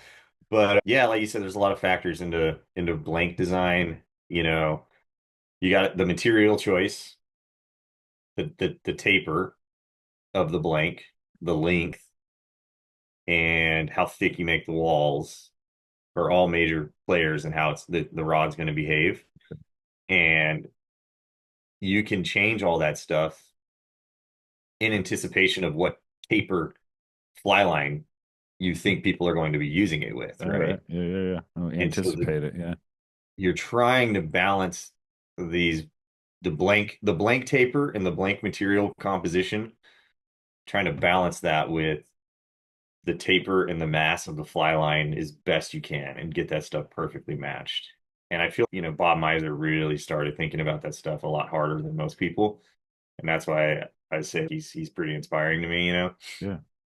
He really thought about that stuff really hard. And, for me, like, I think you can there's so many different tapers of fly line you can cast on virtually any blank, but there's definitely the best line for any fly rod blank. There's definitely an ideal line for that blank. Yeah. Yeah. And your individual style a little bit too, right? Right. So if your style of casting is very wispy, like where you spend a lot of time with really beautiful, perfect tight loops in the air with a lot of line out during your false cast, you definitely want to go with a longer belly fly line. That's, that the entire mass of the fly line is distributed across a much larger length. But if your style is a chuck and shooter kind, then I think, you want to go with a much more compact fly line. And I think, fly lines like the Rio quick shooter or like the airflow power taper, those things are just so, for single-handed world, they're just an amazing line to fly fish in saltwater with. And that's kind of where I've been trying to design my blanks around. But every once in a while, you do get the customer where they're like, well, that's not really how I cast. And then, I try to help them find a more tactical, long taper line that'll suit their casting style. I mean, I think even more so in the two-handed game, like the line selection is an intimidating thing. And like you have, I would encourage folks to find a mentor there. My local fly shop before it shut down, my buddy Andy there was instrumental showing me and they would always let me take stuff too down. They'd let me take a head down to the line, to the river and check it out in action and bring it back and stuff like that. And it's priceless, like to get something lined up like that. It actually works and, lets your rod do what it's supposed to do. Yeah. Yeah, man. Yeah. I think that you won't know until you try, right? So it's cool that they're letting you do that, Yeah, they were cool. Yeah. I only got a couple more questions for you, dude. We got through a whole bunch already. Awesome. And I got to ask if you have any tips for someone who might be like vacationing and wants to bring a fly rod with them out there to find bonefish on their own, if they wanted to go out. They didn't have a whole day to dedicate to a guide or didn't have the cash, like what's some good tips? So my first tips would be, bring somewhere in the 7 to 9 weight range. Practice your casting before you get here, like double hauling. If you're very proficient in saltwater fly fishing already and you're very accustomed to casting in the wind, then you're probably fine to use a smaller rod. But if you're not typically fly fishing in high wind scenarios, I would say, yeah, use a 7, or I mean, use a 9 weight because that'll allow you to compensate a bit for the wind.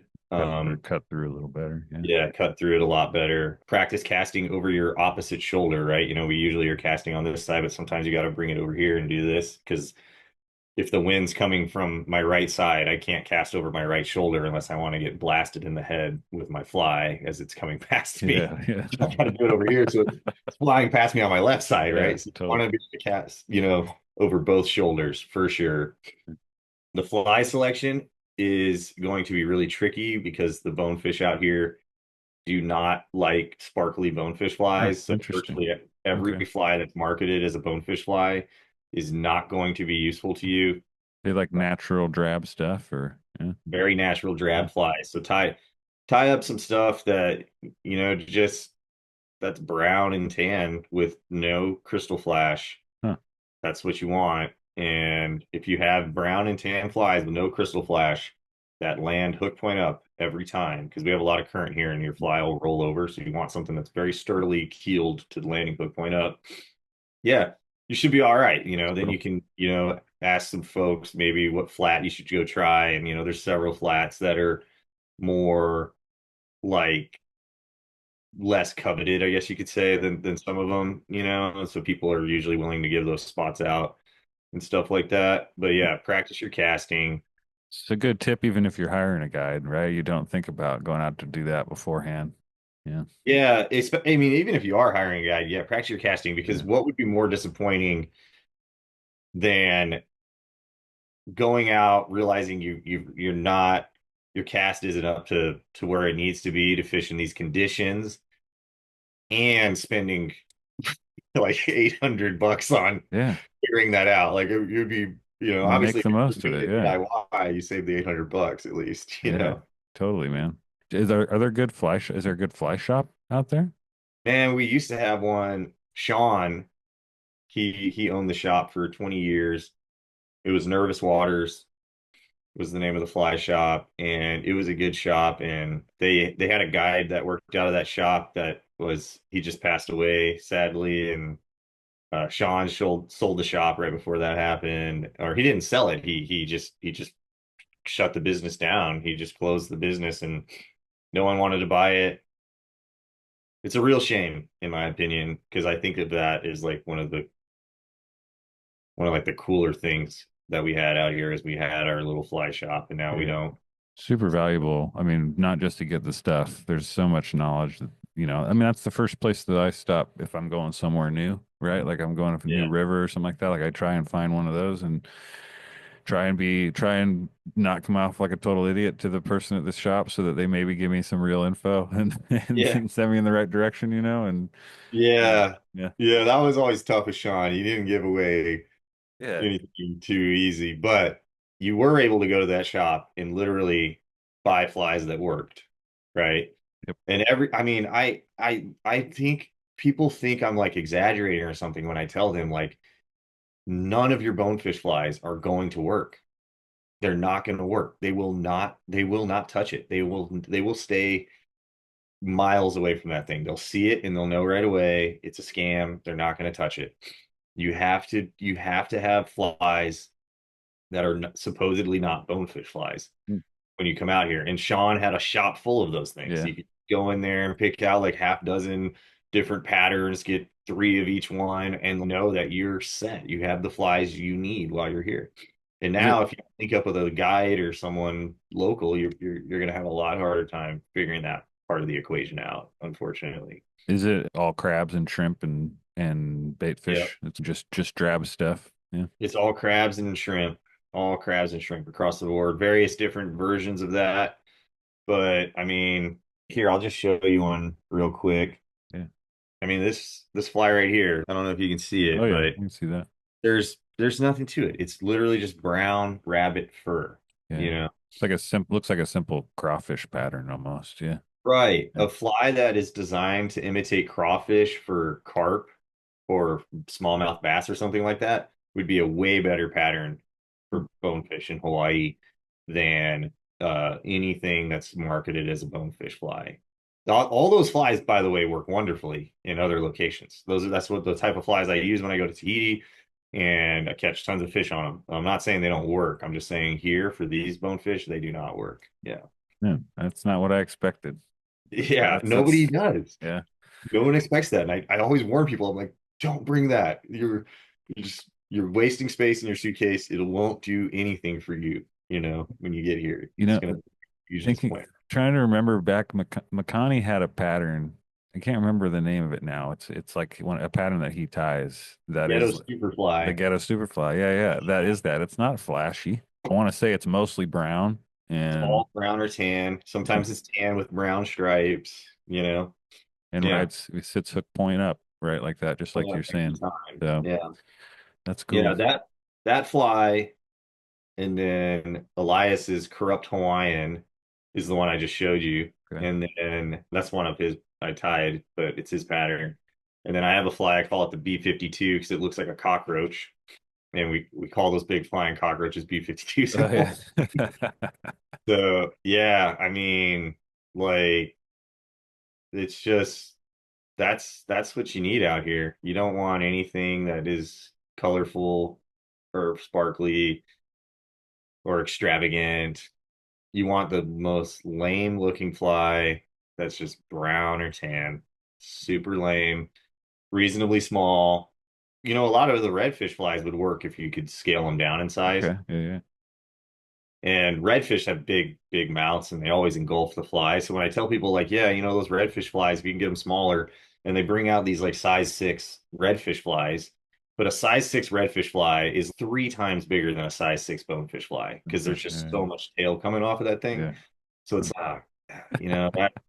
that's going to be a little too big, even though the hook size is right. The fly size is just way too big, man. When you say no flash, you talking like the dumbbell eyes? You don't want those flashy either. You're talking like a mute or matte Yeah, dumbbell eye even. I either use black bead chain eyes or Okay. I use unpainted lead. Cool. Yeah, seriously. Yeah. Well, I like that we got into some tie-in talk there at the very end of our interview. This is a fly tying podcast. But I have one more question. I ask every guest if they've had a paranormal experience. Do you have anything good to share with me before we wrap it up? Yeah, it's funny. I was wondering if you're going to ask me that. I got it. Yeah. You got to get it out there. If you had asked me that question like a year or so ago, I would have just been like, not really. I've had a lot of things happen in my life that I can't really explain. And I'm like, whoa, that was kind of odd, but stranger things have happened, I suppose, throughout the history of the earth. And I am really interested in all that wacky sort of the history of how can you not? explainability Yeah. of reality. But man, I had the weirdest experience on a bike ride about a year ago up in the mountains here, just up from my house. So I'm pretty avid like mountain biker and stuff. And so I was up there and I was exploring a trail I hadn't gone up before. And I mean, this is a single track mountain bike trail, one way in, one way out kind of thing. And I don't know if this is paranormal or not, but everyone I've told about has said, "Yo, that was not a human." So I'm getting up this trail, and it's like an uphill ride. So I'm going up, and I get to this point in the trail where, like I said, I'm exploring a new trail, so I haven't been there. I find it's unpassable. There's like a bunch of blown down trees and stuff. It looks like on the other side of that blowdown, the trail hasn't been used in years, so it's not. Even if I was to walk over this blowdown, I wouldn't be able to ride further. So I'm like, oh, okay, well, I guess this is the end of sort of exploring this trail. So I just turn it around to ride down. And as soon as I turn around to ride down, there's this old lady standing there in like a white dress, like a perfect clean white dress. And I mean, this is a single track trail. It's not like I passed her on my way up.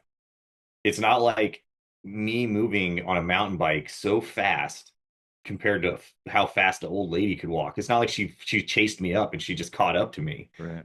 Where did she come from? Like, did she pop out of the woods? There's no residential around the trail either. Yeah. No. This is up in the mountains now. Yeah. We're far away from anything residential. And so I was like, whoa, is this like an old, like maybe senile lady that's just lost in the woods? but then I was thinking to myself, like, if she was like kind of senile and lost in the woods, I'd expect her to be muddy, and she's really clean, Oh, dang. Yeah. clean. And then I looked at her hand, and she had all these ferns like intertwined between her fingers, and I was just like, did she like weave ferns through her hands, or is that part of her hands? What the fuck is going on? That's a cool detail to notice in the moment there, man. You were looking, yeah. I was Yeah. looking at her like, Yeah. I was concerned at first that maybe I found like a Sure. senile Yeah. lost senior citizen here. Yeah. And then I looked at her face, and her whole face was covered in scars, and her eyes, the white of her eyes weren't white. Oh no. They were kind of like a darker kind of cobalt color or something. And I said, "Are you okay? Got Are you chills. lost or whatever?" Yeah. And she just looked at me and was just like, "Okay," like that. And I was just like, "Are you?" I was still kind of thinking maybe this is a lost old lady, and I was like, "Are you all right? Are you like having a good day up here?" And she didn't say anything. And then I was just like, at that point, I was getting chicken skin, like goosebumps, like really feeling like very scared now. I was like, Getting wait. sweaty. Yeah. Yeah. I was like, I'm gonna go. And I just got on my bike and left, dude. Dude, And I came down and I told everyone this. Yeah. Literally everyone I've told this story to was like, dude, that was either a ghost or that was Pele, the goddess of fire, the Hawaiian goddess of fire. Because apparently she reveals herself to people No. randomly as like an old lady in a white dress or something. Huh. There's a known myth of other encounters of similar stuff. Yeah. There's a known legend in Hawaii of Pele revealing herself to people, and I didn't know about this myth until I started being like, guys, what the hell just happened? Like, what did I see? Did I see a ghost? And I'm not a ghost believer. I like still want to believe this is a lost old lady, but I can't explain why her face looked like it had either been burned or like severely cut with like thousands of shards of glass or something, and like her eyes weren't white, and she had those ferns in her hands, and There's some magical stuff out there, dude. I mean, McConaughey had a bunch of weird stuff he was telling me. You know, and that was just tip of the iceberg for all the stuff I was reading about last time I was digging up information on weird stuff in Hawaii. I mean, it was endless. dude. Yeah. Before I came to Hawaii, I sort of had this view of, all that supernatural stuff's kind of a joke. It's not real. There's like stories about the night marchers and stuff Yeah, like that. yeah. And then McConaughey would tell me all his stories that, I heard on your podcast. He was telling you too. And I'd always kind of just brush it off. No way, dude. This is this guy just spinning yarns because he likes to entertain tourists or whatever. Sure. But after that experience, I was like taking this real critical step back of, dude, Well, now all of a sudden, you have to Yeah. consider the spirit world, the supernatural. Now all of a sudden, right? Yeah. You have your own experience. Yeah, and ever since then, I've, I haven't looked at the world the same way, and I feel like maybe it's a little bit of confirmation bias, and I'm like seeking to see if spiritual things are real or not, trying to, if I can't confirm another spiritual occurrence, maybe that was something just really bizarre and unexplainable about some really bizarre human living in the mountains. Or, if I do start picking up on other spiritual, like spirit world kind of things, then maybe there's some validity to this. I've always had my mind open to the possibility of it, because growing up in New Mexico, Sure, yeah, Native American people are always talking about the spirit world and stuff, and maybe it's just something I wasn't very tuned into or sensitive to most of my life, and maybe something's changing in me or something. I don't know. They also say that once that veil thins, like it's kind of stays that way. Folks who've had UFO sightings or ghosts or whatever you want to say, like anything supernatural like that, once they're in there, like it's kind of they're for life. The experiences continue. Yeah, man. And the only time since then I've had an experience similar to that was my dog. He's deceased now, and he was an elderly guy when he died. One day, me and him were hanging out in my living room. It was the evening. It was dark, and this big gust of wind just blew our door open. Just blew the door open. And he stood up and he doesn't give a shit about wind. He's not an irrational dog. He was a very good, logical guard dog. He only ever protected against things that he thought were an actual thing. He never barked at the wind. Maybe this is just him getting old. But he stood up and he barked right away like someone was trying to come into our house. And he got up and he walked towards the door as though to encounter whatever was coming in. And I saw him looking up like he was looking at a person. Yeah. And a lot of times when people come over, he looks at them and he says, and then he kind of wagged his tail like he was talking to somebody that wasn't there. And then he turned around and usually he'll greet someone at the door and they'll turn around and be like, come on in, come into my house. He was happy to have, and it was like cold air was coming in and all this shit. And he invited someone in perhaps that night. And he knew something. And he died in his sleep that night. Oh man, that was the day he went. No way. That was it, dude. Literally. Man, fucking dogs, dude. I'm a big dog person. I have had some pretty unique experiences with my animals too. And it's funny you say it wasn't like a guard type of dog. Either is my current dog, Cookie Monsters. Well, she's a black lab, and she gets way more protective at dinner time. Yeah. It's like we're eating dinner, and every night at some point she gets all tough and goes to go check out the front door while we're eating. Yeah. Like she's doing something that's going to get her some food or something. She's like doing her job. She's taking care of you guys, man. She's letting you guys have peace while you eat to make sure that no one bothers you. Yeah, no, I got this. Don't worry, guys. Yeah. It's nothing. It's nothing at all. It's like me like dropping my fork or something, Yeah, man. But yeah, Cades that was his name, Cades. He was a very logical dog, He was extremely confident. He was huge. He was an Anatolian Shepherd, so he was a massive. Those are big dogs, yeah, man. Yeah. And he wasn't intimidated by any living thing ever that I'd ever seen, or life form of any kind, whatever. Yeah. And he never, because of that lack of fear, I don't think it made him to where he wasn't like barking all the time senselessly. Right. But if he thought something was like a threat to his people, I mean, he would stand his ground like super firm and stuff, and yeah, I mean, he was just an amazing dog. I've had I just feel so blessed that he was my dog, man. Yeah. That dog move out there with you? Yeah, man. I've had him since he was 2 months old. That's when I adopted him. Yeah. And he made it to 11. He died at 11. Yeah. It's a long time for a big old dog, man. Yeah. Yeah, man. Yeah. Dude. That's awesome. Yeah. I think that dog knew something was up. Whatever it was, that was coming in when it was okay, Yeah, for about the last year of his life, he really wanted to die because he had congestive heart failure, and you could tell he was pretty over it. And the only reason he's hanging on is because he knows how like codependent I was on him. Like he took care of me more than I took care of him, kind of thing. Yeah. And I think that day he just, like Grim Reaper or some shit. I don't know. You know how there's the myth of the Grim Reaper. Yeah. It must be based on something, right? Whatever it is. God, I didn't even think of that. Yeah, I think he was inviting in the Undertaker. He was just so yeah, dude, I'm ready to go. Come on in. I'm gonna go to sleep, and I'll head out with you when you leave, kind of thing. They're so special, man. I could talk. I could change the whole topic of this podcast. Maybe I will someday. Just be about dogs. Dude, you actually should do a fly fishing dog. And I'll send you some pictures of me and Cade's fly fishing. I mean, he loved that shit, dude. You should just do the dogs of fly fishing episode or something like that. Man, that's not a bad idea. Unfortunately, I've never had a dog that was a good fishing dog. I hope someday. I mean, my lab's a water dog through and through, but she's such a crazy puppy still that there's just, If they're a splasher, yeah, you got to get. She absolutely is. Yeah. There's not many fish around to catch.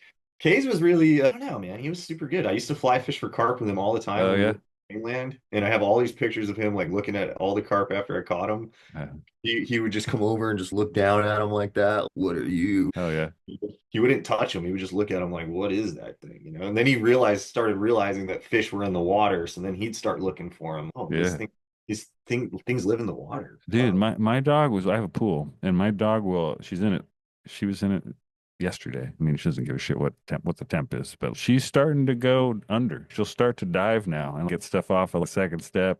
we're trying to slowly get her down to where she's going to go down to the bottom and get stuff. So, Yeah.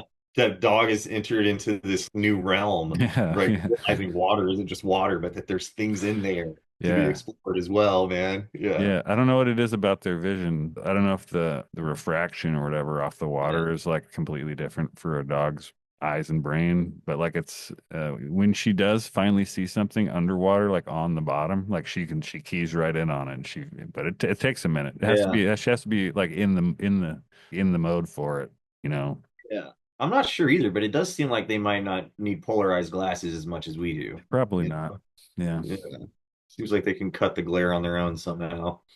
Dude, this was a blast, man. I can't thank you enough for wasting some time with me and let me ask a bunch of questions about your fly rod building and all these other things we touched on. Dude, it's been awesome, man. Yeah. Thanks for having me. Dude. And yeah, man, like I said, I've been a huge fan of your podcast forever because of how shucks eccentric it is or whatever. Oh, thank you, man. I can say that as a compliment, dude. I feel like I'm finally finding my people, Yeah.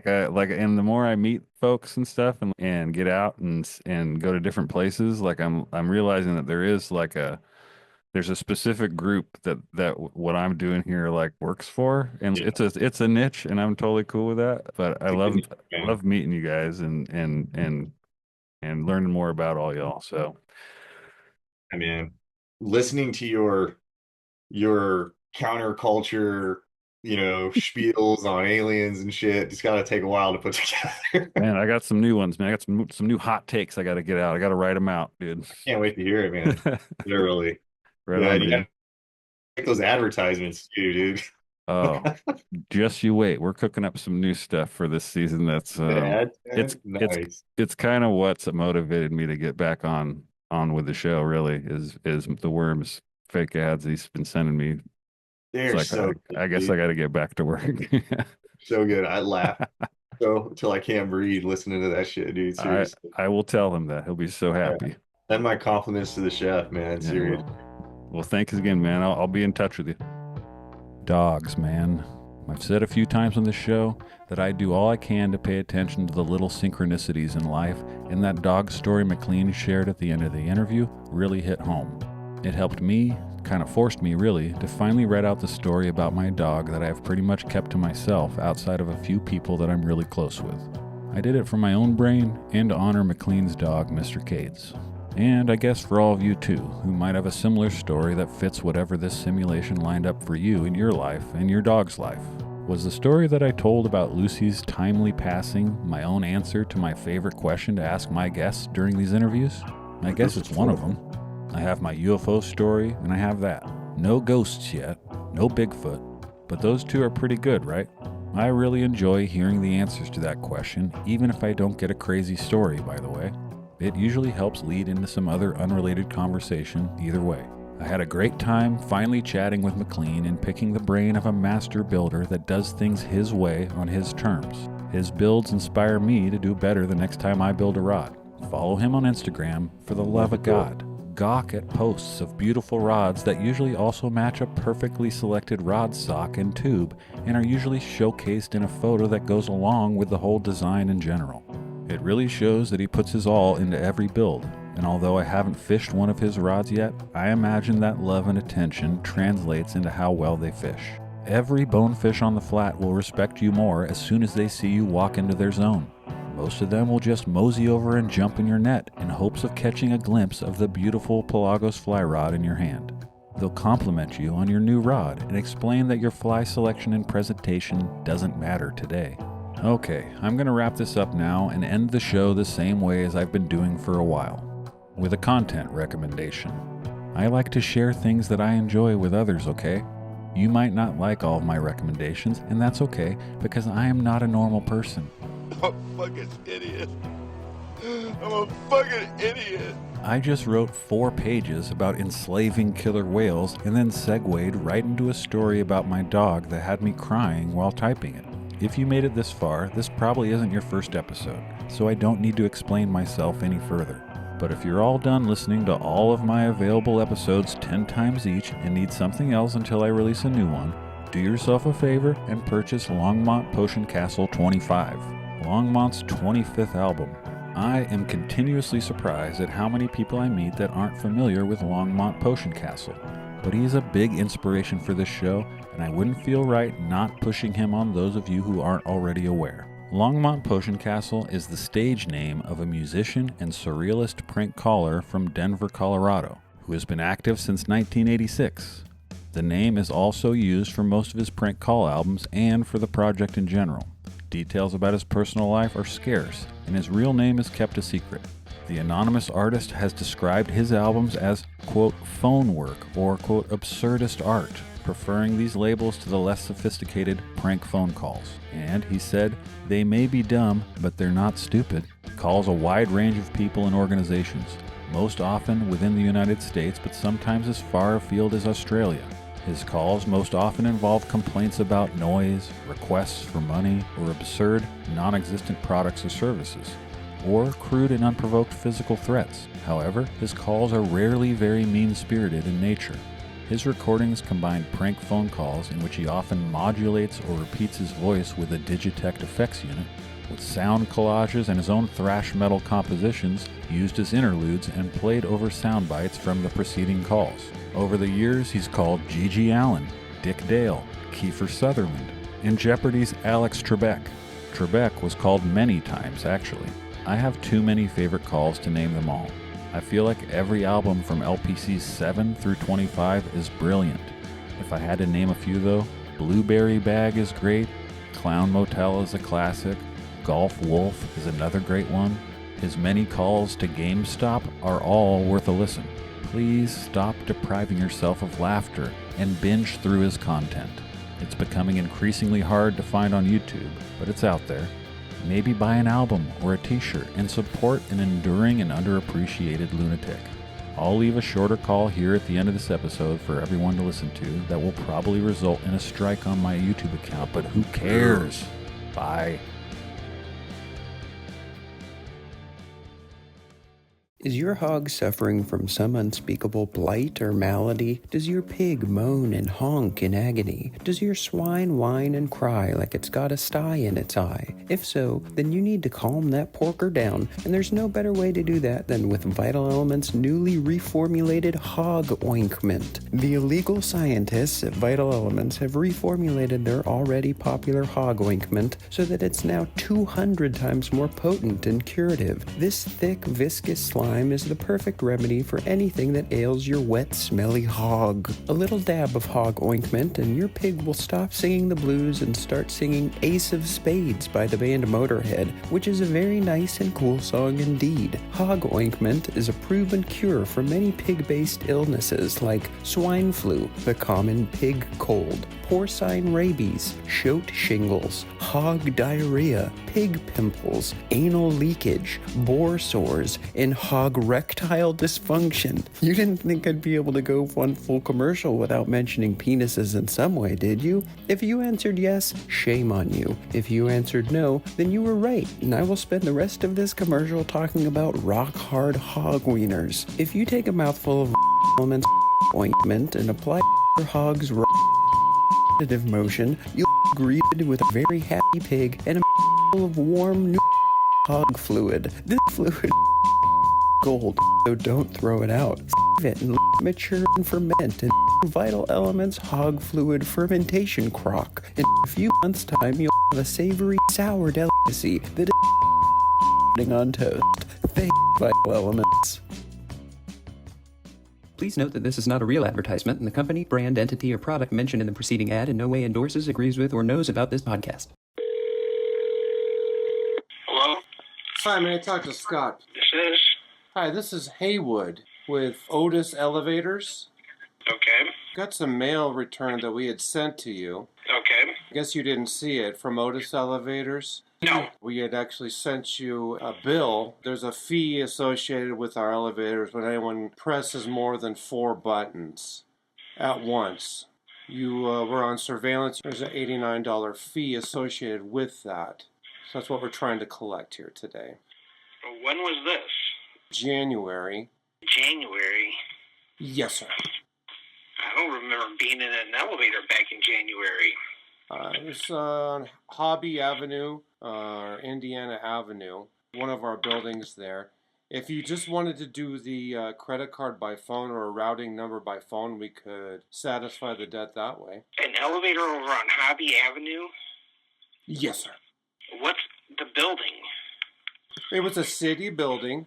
It was an $89 fee. It's just to prevent people from pushing buttons willy-nilly, and elevators are not to be toyed with, was the reasoning behind the fee. What was the date of this? January 2 through the 12th, we were doing a big sweep.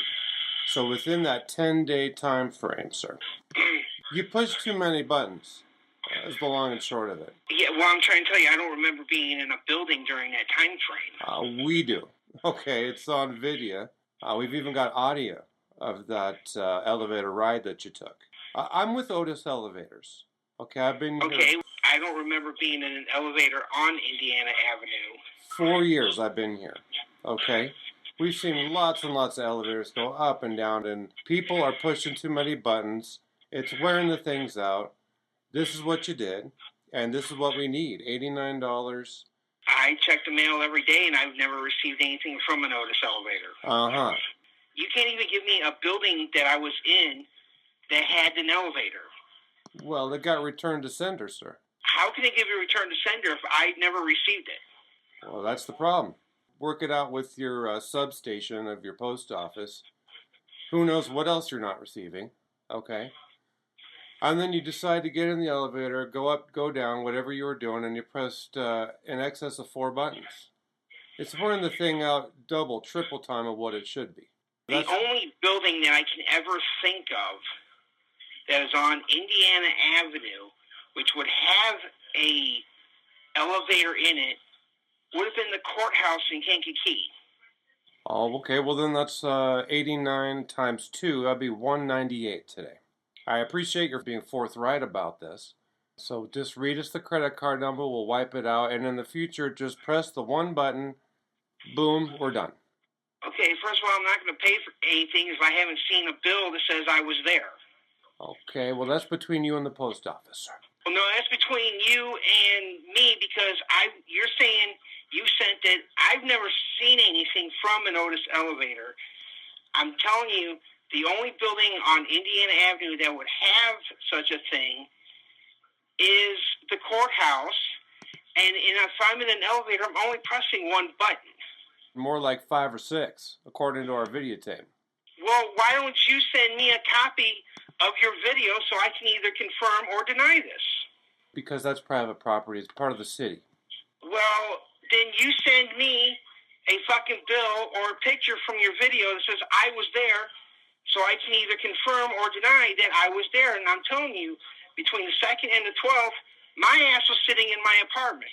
Well, there's nothing to deny, and we've got audio as well. Okay, but see, you're saying you have it. I'm disputing your claim that you have it because I've never seen anything from you. Oh, sir, you were hooting and hollering in this elevator. I'm hooting and hollering in the elevator? Yes, sir. And that's the reason why we instituted this $89 penalty, is to dissuade folks from going buck wild. Okay, so that's the... First of all, I would not hoot and holler in an elevator. I was raised better than that. Now, can you tell me what I was doing? Obviously, you've seen the video. Oh, you were spinning around? You were, okay. The people were going buck wild. No, that's not me. I've been here 4 years. I have. I've seen it all. I really have. I would never do no such thing in an elevator. Oh, there was saliva on the ground? Trust me, there was a lot going on there. Okay, first, you're making this shit up because I would not do anything like that. Sir, we have video. We have audio. I've seen it. Then show it to me. Private property. It's city property. Well, then it's my word against yours. Now, you say I've done this. I'm hooting, hollering. I'm slobbering on the ground. Yes, I'm telling you, I didn't, because between January 2nd and January 12th, I was home. Now, you can't give me an exact date. All you're giving me is a 10-day window. You're not telling me what type of a building I'm even in for this to happen. You're telling me all this outlandish stuff, which is not me to begin with. So Until I see some proof from you, you're not getting a fucking dime from me. This is non-compliance right here is what this is. And there's a surcharge for that. To the tune of $69 additional dollars. We can keep going. It's your call. And I'm telling you, until I see some type of proof to your claims, you're not getting anything from me. Just read the credit card number and we'll just put it behind us. You're not getting a credit card until I get proof, buddy. I've got the proof right here in my And you show me the fucking proof because all I have is your word that such a thing has happened. Oh, you're just joyriding. That's what you're doing. During that time frame, I really didn't leave my house that much unless it was to go get groceries. I have lived in Kankakee for 44 fucking years. There is no grocery store on Indiana Avenue. Sir, can you just read us the routing number? We'll You're satisfy not getting the anything until I get fucking proof. So stop trying to get me on money on shit that I didn't do. Or cash. You're not. What part of you're not getting a dime until I get proof? Do you even understand? I could send you an MP3 of the audio of you spinning around, whooping it up, acting inappropriate, but you're not going to like what you hear any more than I did, to be frank. Hell, burn it on a DVD because I've never received anything from an Otis elevator. Burn a DVD? This whole incident is burned into my memory. It's unpleasant. The only thing would have been unpleasant for you to see of anything me doing in an elevator would be fucking a woman. Which I haven't done in years, and I wouldn't have done it in Kankakee County because the elevators don't go that far. You're out of control. You are. Well, okay, apparently I'm out of control on someone who has generated probably a pretty good scam to get people to give them their bank account numbers so that they can drain them of their accounts. A scam? You're buck wild. You're buck wild, that's what you are. And it's far out. Well, like I said, you're making stuff up because that's not anything I would do in an elevator. You're not getting shit until you can generate proof, which I doubt you can do. Oh, I've got the proof right here in my video machine. So you say, but like I keep telling you, I've never heard of your company. We have been in business for 117 years, my good man. And apparently in 117 years, I'm the worst person that has been in your elevator system. Again, you read us the routing number, we'll let it go, and I'm not going to hold anything against you. That's how big of a guy I am, all right? Like I said, you show me proof that I did what you said I did in your elevator, and you might get some money. Well, I'm getting the money, period. There's no two ways about that. It's just a matter if I have to see you in the courtroom or not. Sir, quit dancing around the subject and just read the credit card number and the expiration date. You want a credit card number? Here you go. 000 It's all zeros because you're not getting a fucking number. You tell me what building I'm in, and you put screenshots of what the fuck I'm doing. And then I'll take it to my lawyer to see if it's real or not. Oh, it's beyond real, what I'm looking at. I've never heard of your company, so you're going to try to get my banking information so you can go fund Al-Qaeda or ISIS or whatever the fuck you're funding at this particular moment. I don't know. You could be funding your mom's drug habit. I don't fucking know at this moment. But until I get all of that, you're not getting a fucking dime. Hello? Oh, yes. This is Ray with Otis Elevators calling, sir. I've never received anything from you, and you're, like I said before when you called, you're not going to get anything until I get something. I talked to my lawyer, and my lawyer would like to see a copy of this alleged video of me acting like an idiot in an elevator. It's indecent for presentation, so just make the check out to Otis Elevator. You're not going to get anything until I get a bill and I get proof. Well, I'll give you time to get a pen. That's certainly no problem. No. Because if you actually were Otis Elevator, you would show up on my caller ID as Otis Elevator, not Mummy Napkin. My notes say Buck Wild, Drool, and Hog Wild. What am I supposed to do with that? Well, hey, have you ever seen me act buck wild, drool, and hog wild in an elevator? I don't think we've ever been in an elevator together. Okay, so right there, your claim is disputed right there. I'm going to put you through to my manager. You want to try this shit again? I can't get through to you. Talk to my manager, sir. It might be his mom. Hello? Hold on. Oh, now there's a dog screeching in the background. What office has a dog screeching in the background? Huh? Yes, I'm refuting your claims here because I don't believe you're an actual company. I believe you're trying to scam me out of money. Where are you calling? Actually, you called me. I did.